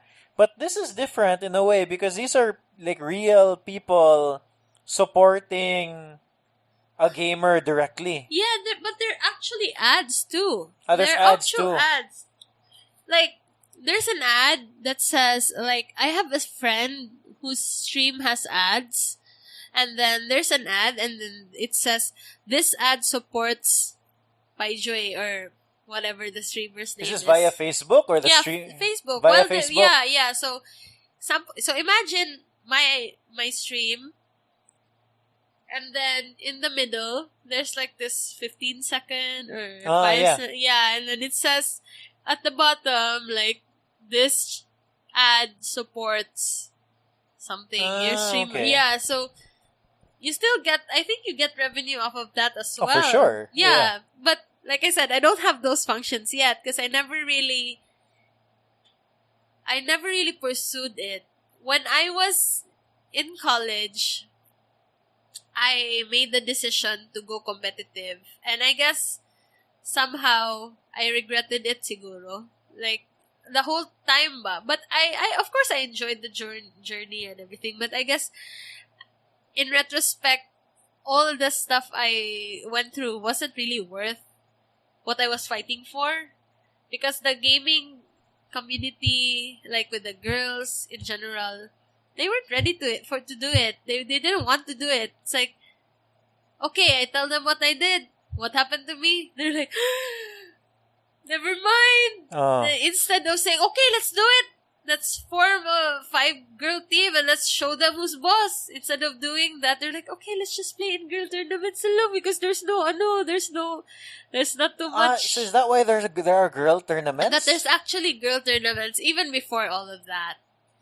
So there's a lot of girls who play. Yeah, there are a lot of girls who play. There are actually a lot of legitimate girls that just like to play. But they don't cross over to the guy tournaments. It's really hard. I mean, some girls do. There are like 1 or 2 girls in every tournament.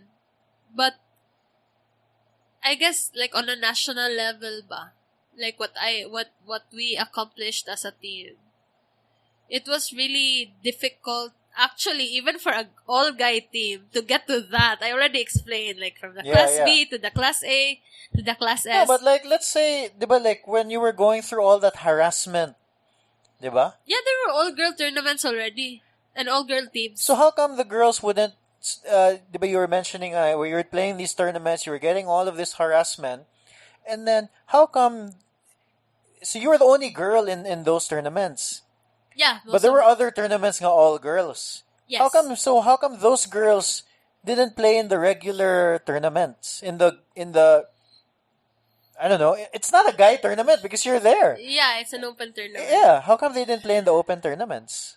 Well, I guess one of the things is one of the factors kay they're scared.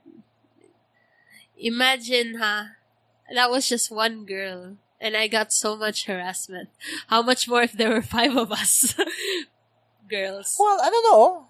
There's strength in numbers. There really is, though. Yeah, but I guess there would be. I mean, I understand where you're coming from. They're probably gonna cry. Well, I wasn't gonna say that, but yeah, but like it's very intimidating in that sense, especially if you have that male. And chauvinist actually, attitude ba? It was better that I was alone because nobody else had to go through it. I would have gotten into more trouble for defending someone else than for defending myself. I'm that kind of person na parang, I'm playing with a girl, and then someone harasses her. Of course, they stop harassing me. They already gotten used to me now. It's like, okay, she doesn't care. Let's harass this other one. I would have probably gotten into more trouble defending the girl. Like, it's like a woman is known for her emotions, so it's like they try to pick at your weakness just to prove that, okay, you can't be here. You're emotional. You're a girl. But actually, all Dota players are emotional, guys or girls. They get very emotional. Like, you have a lot of videos. I've screamed in the internet cafe a million Yeah, times when I was. yeah. It's like they just highlight it because it's a girl who's emotional. But if it's a guy who's emotional, it's just he's just in the mood. There was even a video of a professional player who like whacked his monitor with with a headset. Yeah, I remember when I was younger. I would I'd have like I never had a PlayStation. I had a Sega. Yeah. Like, we used to play Sonic the Hedgehog. And I remember I'd throw that controller on the floor. Dude, and then at some point, guba na kayo yung controller. Yeah, and they're and like then you have people, to buy a new one and no one sa mukha. Yung mahal kayo. And then the internet cafe, it's like the mouse, the keyboard get like slammed all the time. Actually, it's like, when it's a girl who's doing that, and we don't even do that stuff like manglabay yung mouse o keyboard, it's like, no. Kasayag sa keyboard. We're very practical. We scream, and we have really high-pitched screams, but that's the extent of that. Like, we don't harm any hardware.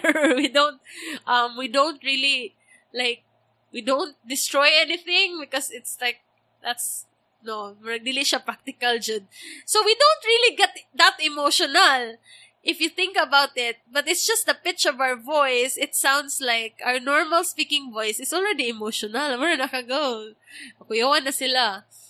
But, but so how about so today, are there like girls competing in the same way that you did, like going to the open tournaments? No. I know of girls competing in girl tournaments, but I'm really disappointed that wala, Jud. From the history of the international, wala yung bisag usa ka babae. And I thought to myself, if I didn't pursue my career, if you didn't have your hand injury also. Yeah, or if I didn't have my hand injury, murag, could that have been me? Murag, could I have somehow gotten the attention of other people who wanted to fund me, who wanted to support me? Could I have gotten there? Parang it's like a question in my mind, but then I tell myself, okay, I'm very independent. I don't have parents looking out for me. So it's just me and my daughter. So, like, there are dreams, and then of course there's reality. So it's like, okay, never mind. It's okay. It's like, I guess it's just not for me then. It's like, I really did my best, and I did the best I could with what I had. Pero the additional help, manggod, like the company that wanted to support me, it wasn't there. So, but I can't help thinking, would it have been there if lalaki ko? If I was a guy, would it have been there? Would there have been a company na ni-sponsor na ko? Would there have been, I didn't have to fund my own team. I didn't have to manage my own team and be the coach and be the manager and do everything. You put a lot on your shoulders, good, to make it. That's why it took a toll jud sa ako ang health. Well, maybe with the streaming, you can get the same fulfillment. Yeah, actually, with the streaming, Streaming's fun. I can imagine it's just fun. Yeah, it's fun. And actually, streaming has also opened a lot of random doors for me that I didn't believe. I didn't think I would be an influencer or something. Like what? Like I hosted an eSports tournament for Buy TV. So, yeah, so opened a lot of weird doors that I didn't know would open. Because I was like, when you look at By TV, it's like they have like endorsers that are like pretty and like mga model or something. Well, no, for me ba, like, you do something. You get what I'm saying? Like, kanang, I'm gonna show some of my bias here. So, like, the problem for me, like, with a lot of, like, these quote-unquote influencers, Influencers. it's just a pretty face. Yeah, And then, yeah. That's why you I know. always thought that I would never be one because I'd never. I mean, I can fix myself up. That's fine. But I know these kind of like mga half American na mga types sa Pinoy ba Yeah. na mga foreigner of face. But, like, so, like, how I decided I wanted to interview you was, so I'm always looking for people to interview. And then, so there's that Bicon thing happening. Yeah, I diba? was meaning to ask you about that. Why? Because I was just at when you sent me a message, I was just, oh, okay, it's just some random guesting, and then later on, I was like, why did he pick me? I mean, Oh, no. So the people I interview, it's really honestly, purely out of curiosity. Like, I just want to know. And then, I wanted to know about, like, this whole eSports industry, this whole streaming industry. And then, in many cases, like in this one, it's a lot more than that. Like, I learned about your struggle being a woman in eSports, and that for me, that's my motivation to who to ask to interview. Like, I don't care how many followers so and so has on Instagram, that they're a so-called influencer. Because in my head, what am I going to what will you get from yeah talking what to am them? I yeah like if I'm sure, look, okay, I'm sure everybody is an interesting human being, pero what am I going to learn from them? So I want, basically, that's it. What am I going to learn from them? Because if people who listen to this podcast, they're gonna want to learn something also. Yeah. So, I also thought that, hey, it's a conversation, so you want to like probably pick the ones that you don't see every day, like the stories that Yeah, well, it depends. Like, I don't. I've interviewed people who are well known also, but they're well known because they do something. They do okay. something. In your case, it's gaming. In your case, it's your experience in esports, and then gaming, streaming, and games, and they do something. And you know what's funny? I founded like Cebu Gaming League. That was in 2010. You founded it? Yeah, I was one of the founders. Oh, okay. So, the funny thing is, when we established it in 2010, people were like bashing us a lot. And we were just trying to like, it was just, so basically, Cebu Gaming League is like a league or a tournament na parang monthly, and then it leads up to this championship, and then it's like kung kinsa pinaka-champion sa kanin na year, like that. But the problem with that was, it was self-funded in a sense that the players, the registration was like, kani siya the t-shirt, and then the rest went to the prize pool. You didn't get sponsors. Yeah, we couldn't get sponsors because they didn't understand gaming. That was 2010. They didn't understand gaming then, especially sa Cebu. So, we got bashed because it's like, oh, we're paying for this, and let's just buy na lang a t-shirt, and we don't have to suffer the humiliation of, losing. So, yeah, because I designed a lot of the t-shirts. Well, sort of designed, but I actually just put some things together. And then I got a lot of I got bashed a lot for it because I like to play also. So I'm a playing organizer. It's like, no, that shouldn't be allowed. That's a bad idea. Yeah, that's a bad idea. Like, yeah, I only played once, but it was like. And also, there was also this issue wherein if you're the organizer, you're the boss, and then you're a girl, it's like the authority ba? You can't really but actually to tell you honestly, the guys are scared of me right now because they already know what I've been doing before. I've actually gotten into a lot of fights with players. I've like people who talk down to me, that's probably the last thing they do before they quit. Like something like that. Like they really don't want to mess with me. So that's how we survived the Cebu Gaming League. But because it was self-funded, there was no profit. There wasn't really that much of a point to continue doing it, especially if the players themselves didn't see the value. I just wanted to provide the players with the opportunity to get experience because Manila was getting a lot of experience. There were a lot of internet cafes. They were getting a lot of experience. What about us, the Cebuanos? So I wanted us to get more experience so that we would somehow be in par competitively. This was as early as 2010. Yeah, this was in 2010. I was thinking already of the big picture na if we want to compete and we want to be like legit, we have to be as good as Manila first because Manila was already like they had the opportunities. They had companies that supported them. They had internet cafes that were doing tournaments. It's really different, no? Kanang like in Manila ba, murag people really kanang spend money on those things. Yes, and they can see the value in those things. Yeah, they could. But sa Cebu, wala. Lisod kayo. Like, I can't even... Pero Miniski, that's Cebu, di ba? No. That's He's not? a Cebuano, si Ro, but it's a Manila na. So, I guess that's one of the reasons that there is you don't hear much of the gaming scene sa Cebu.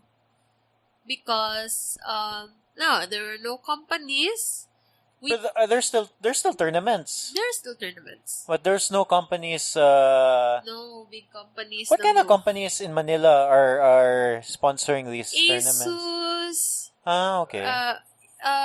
Gigabyte was the one who sponsored the MPGL tournaments before. Well, I wonder if there's an opportunity there, okay? Well, the other reality is a lot of the decision makers of those big companies, they're also in Manila. Yeah. And also, ang mga national na, national, like the headquarters, and they're all there. So it's like the Cebu only gets a tournament if it's a leg. Like a part of the big tournament. Then Visayas na qualifier. Okay, apila na itong Visayas para makaingon ta na national siya.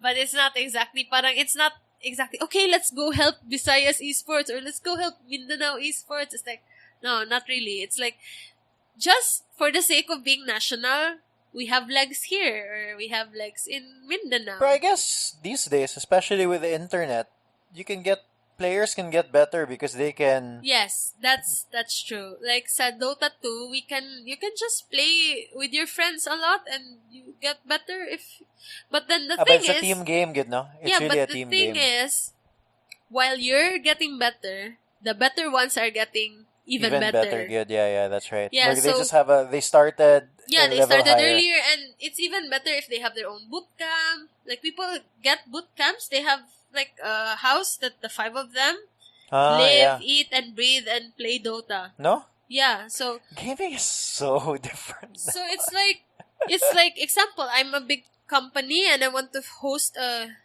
gaming... Like, you can even earn $6,000 if you're a top player a month. Mo ba? Yeah. So it's really different now. Like, if there's a company that's willing to sponsor your team, I think the Philippines, we have, I think the normal, like the average rate for a player sa monthly is siguro nas mga 30K.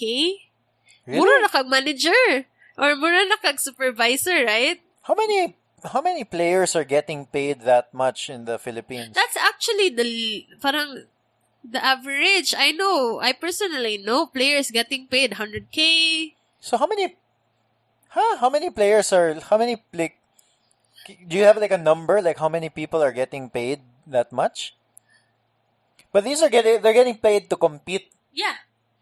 But I don't have numbers because they're depend sa active teams. So once you're chosen to be in a team, na nagig kay salary ana, so you can focus Yeah. on getting So I better. guess we could just say na it's safe to say that every team has a budget of maybe butang na to 200,000 pesos a month No? for the player salary. How many teams are there?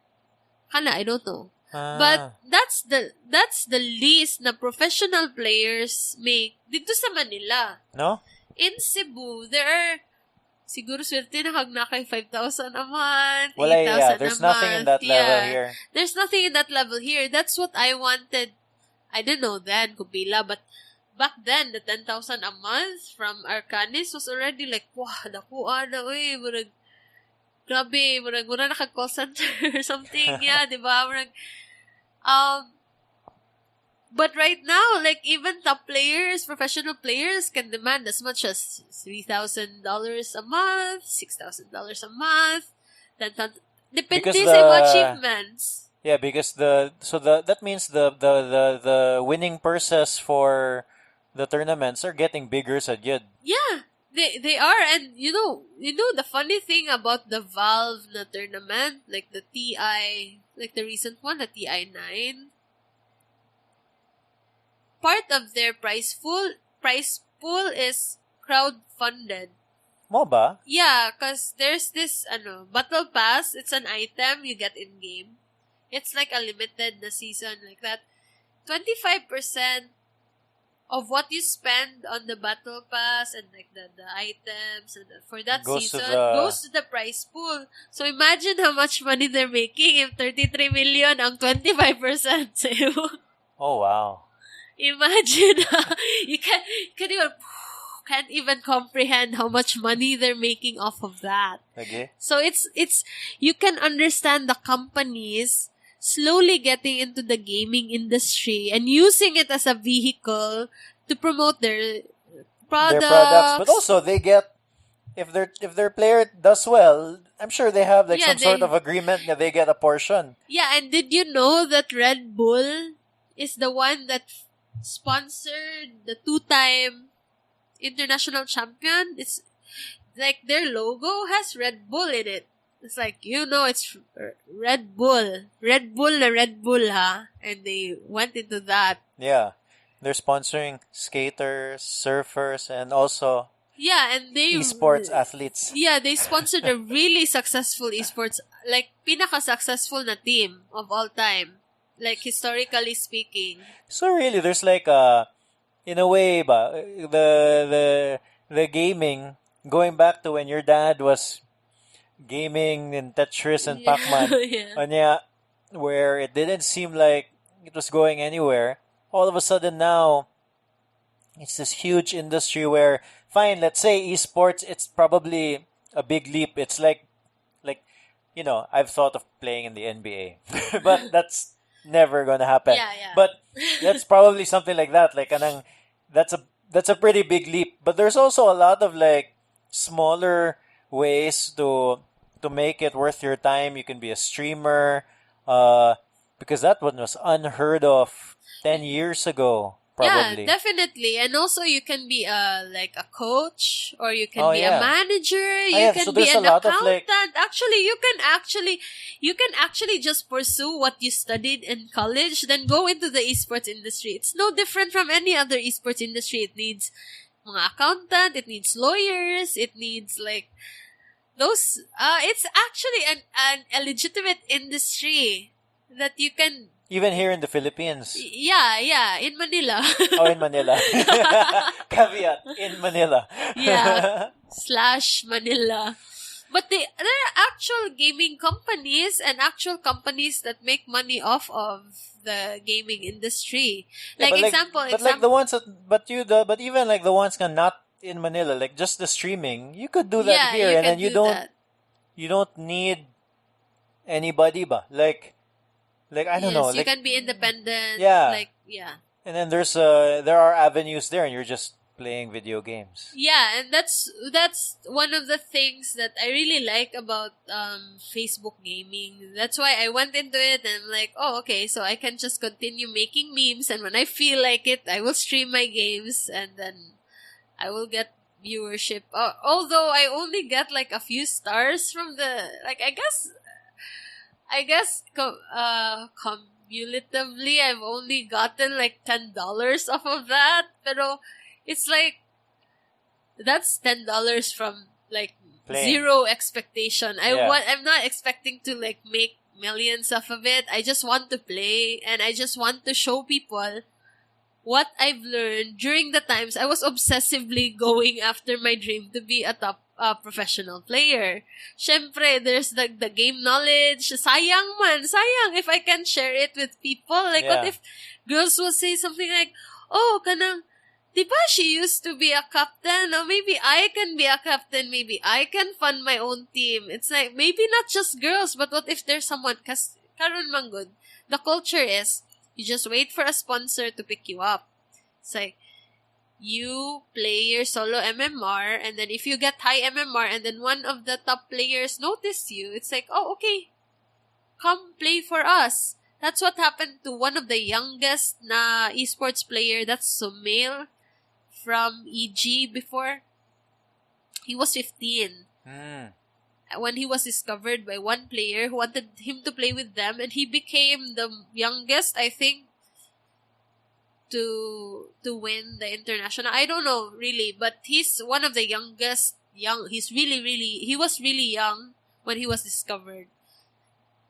But sometimes that doesn't work that way. You're not the best. Sometimes you're not the best, and sometimes the players don't discover you. So it's like, I want to show them that, hey, even if they don't discover you, you can try to pave your own path. Like, what if, like, Bitaw.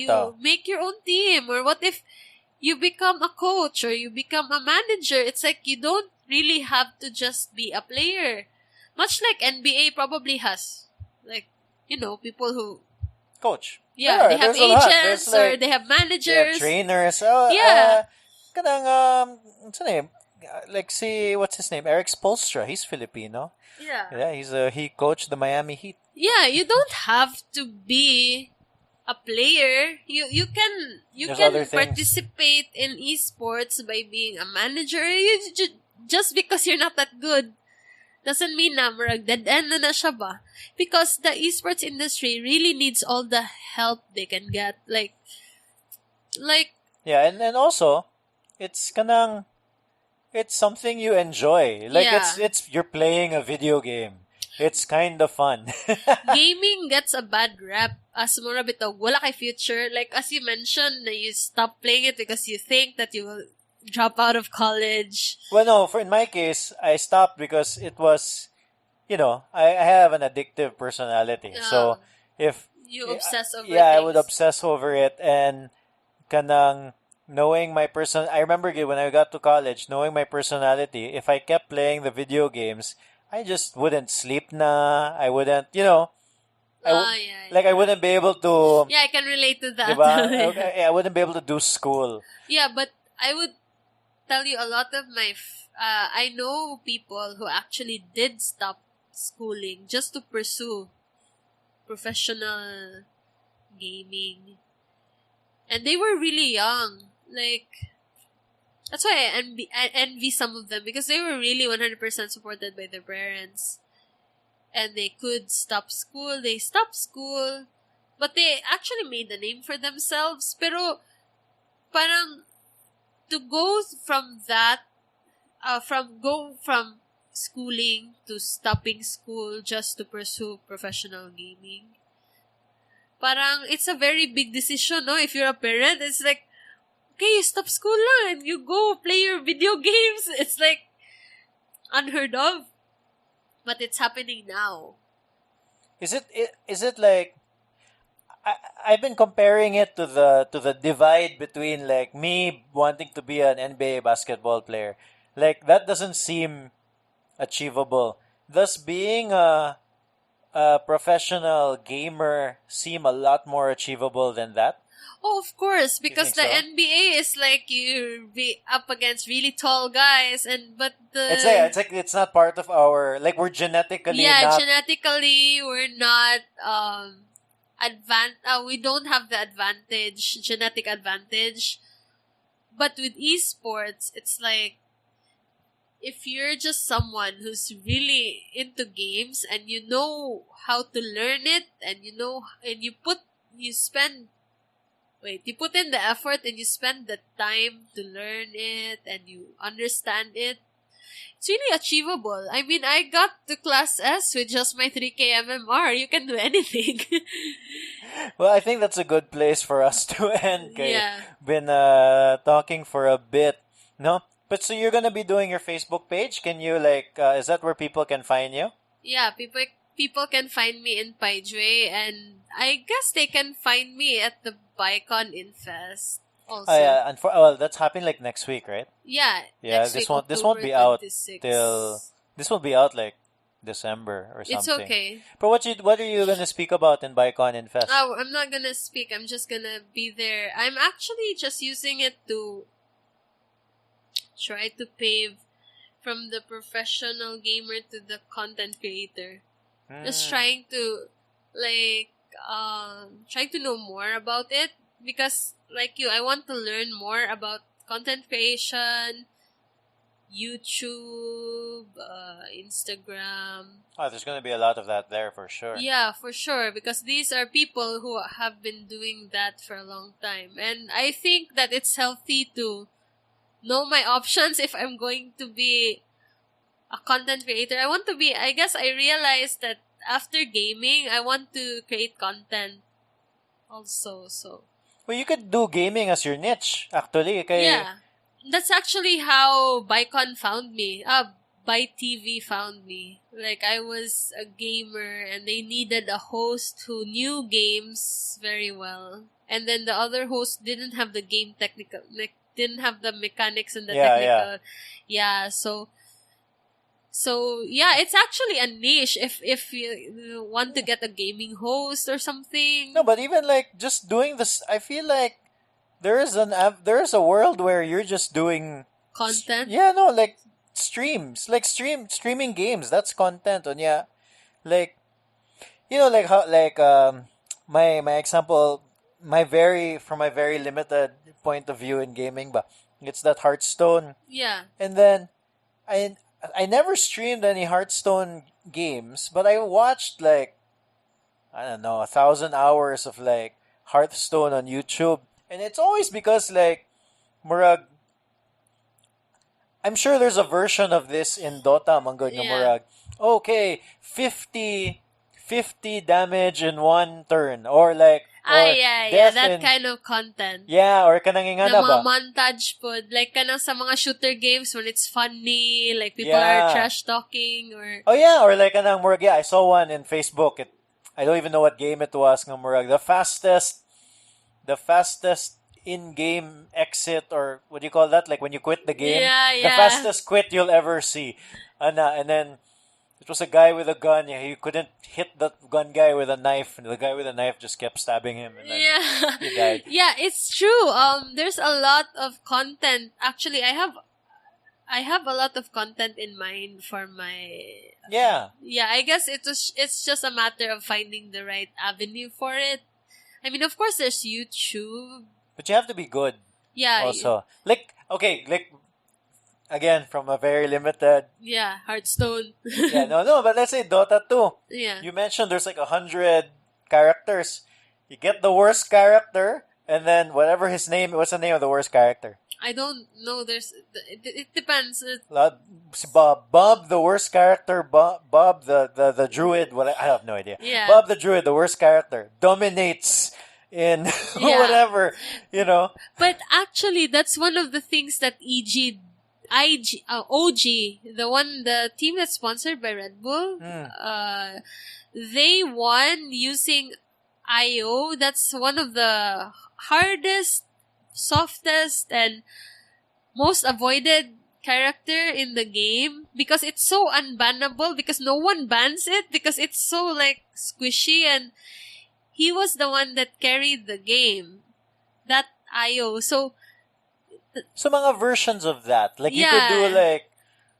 But the thing is lang, you have to be able to pull it off, no? Yeah, you have to be really good at it. So, ako, since I'm not that good at like those stuff, like kanang mga yeah. executing those stuff, I can perhaps like lean more towards the game theories. And, Yeah, something that will match Yeah. your skill set.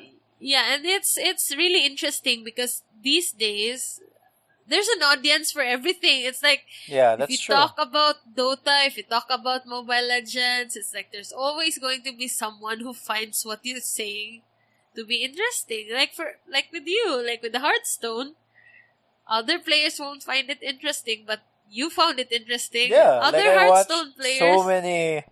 You yeah, have no and, idea.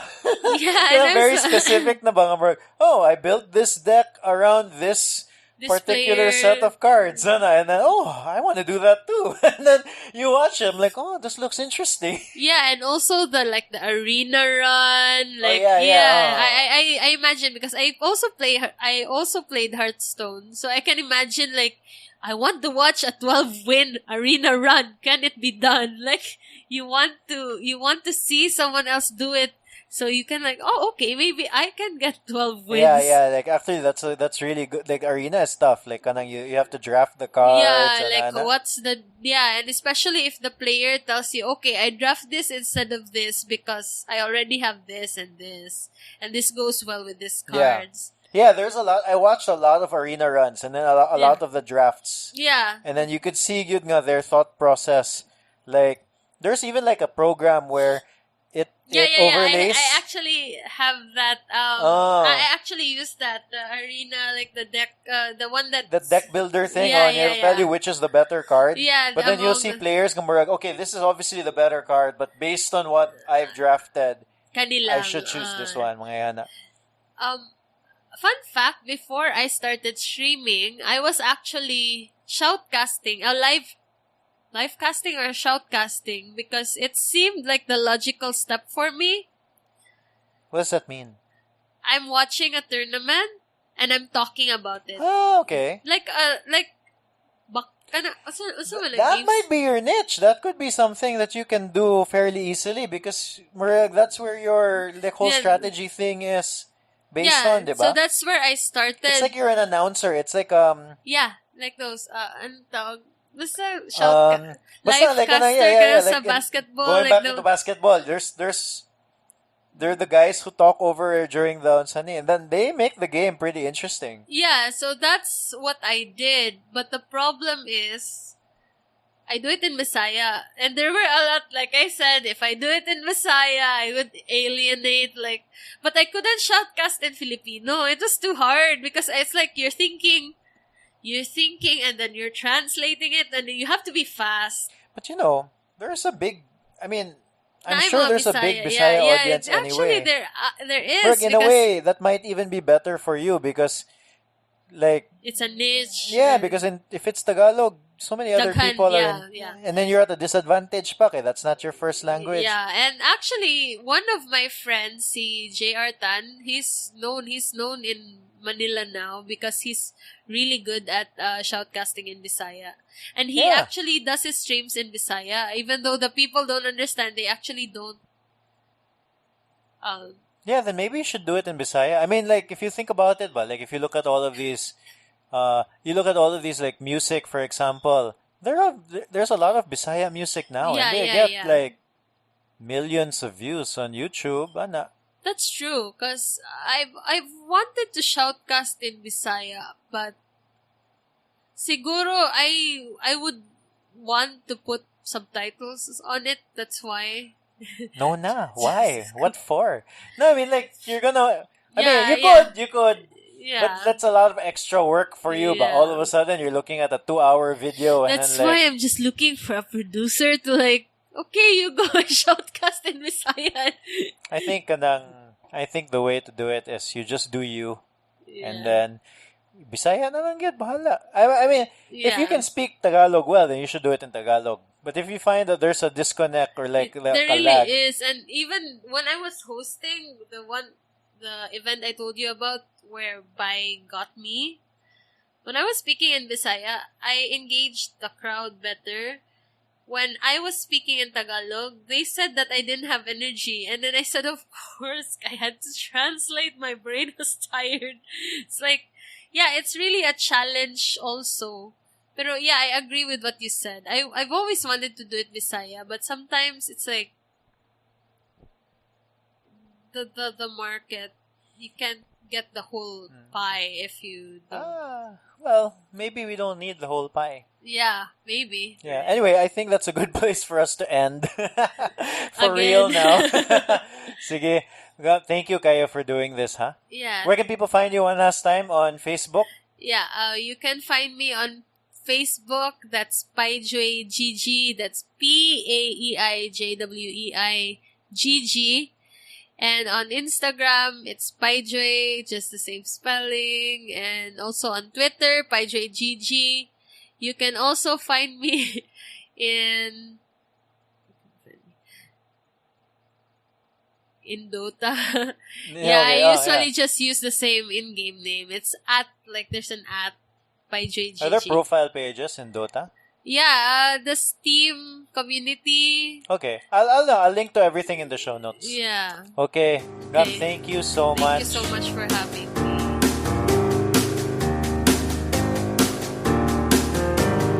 Hope you enjoyed that episode, that conversation with Gama Rae. I was happy to hear her story. Not sure if you can tell while listening to the podcast, but that was the first time I've had a guest cry while being interviewed. It was pretty intense, and honestly, I didn't know exactly what to do. And I hope Gama, that was a good way for you to share your story. I hope people listen to it. And guys, we can do better than that, man. Like, so if girls want to play video games, then play video games. Who cares? Right? It's fun. More people who play, the better. I wish my wife would play video games. Oh my gosh, that would be so awesome. Anyway, it was really happy. I was really happy to hear her story, and I hope people listen to it. Thanks, Gama, for sharing. And keep on keeping on. Looking forward to seeing more of those streams. If you want to support the podcast, head over to assembly.032.com. We've got new 032 script enamel mugs. They're, it's like those kinds of mugs that you can bring camping. They're like made of enamel, kind of like metal-ish. So basically, they don't break easily. Although I haven't thrown them on the floor, but they seem pretty robust. I enjoy them. I'm drinking my tea from the 032 script enamel mug right now. Yeah, so head over to Assembly Online, and if you want 20% off, use the promo code CONVERSATIONS. That's Conversations with an S, 20% off. I'll put a link in the show notes. Thank you, Cube Gallery, for sponsoring the podcast. The music from this podcast is Piano March by Audionautics. And if you still want to support the podcast, if you think you've gotten a lot out of it, consider visiting our patreon.com page, patreon.com/032, and all the details will be there. Or you can also share this episode online. The more listeners that we get, the more likely we can continue doing this podcast. Okay. See you next Tuesday for another episode of 032 Conversations.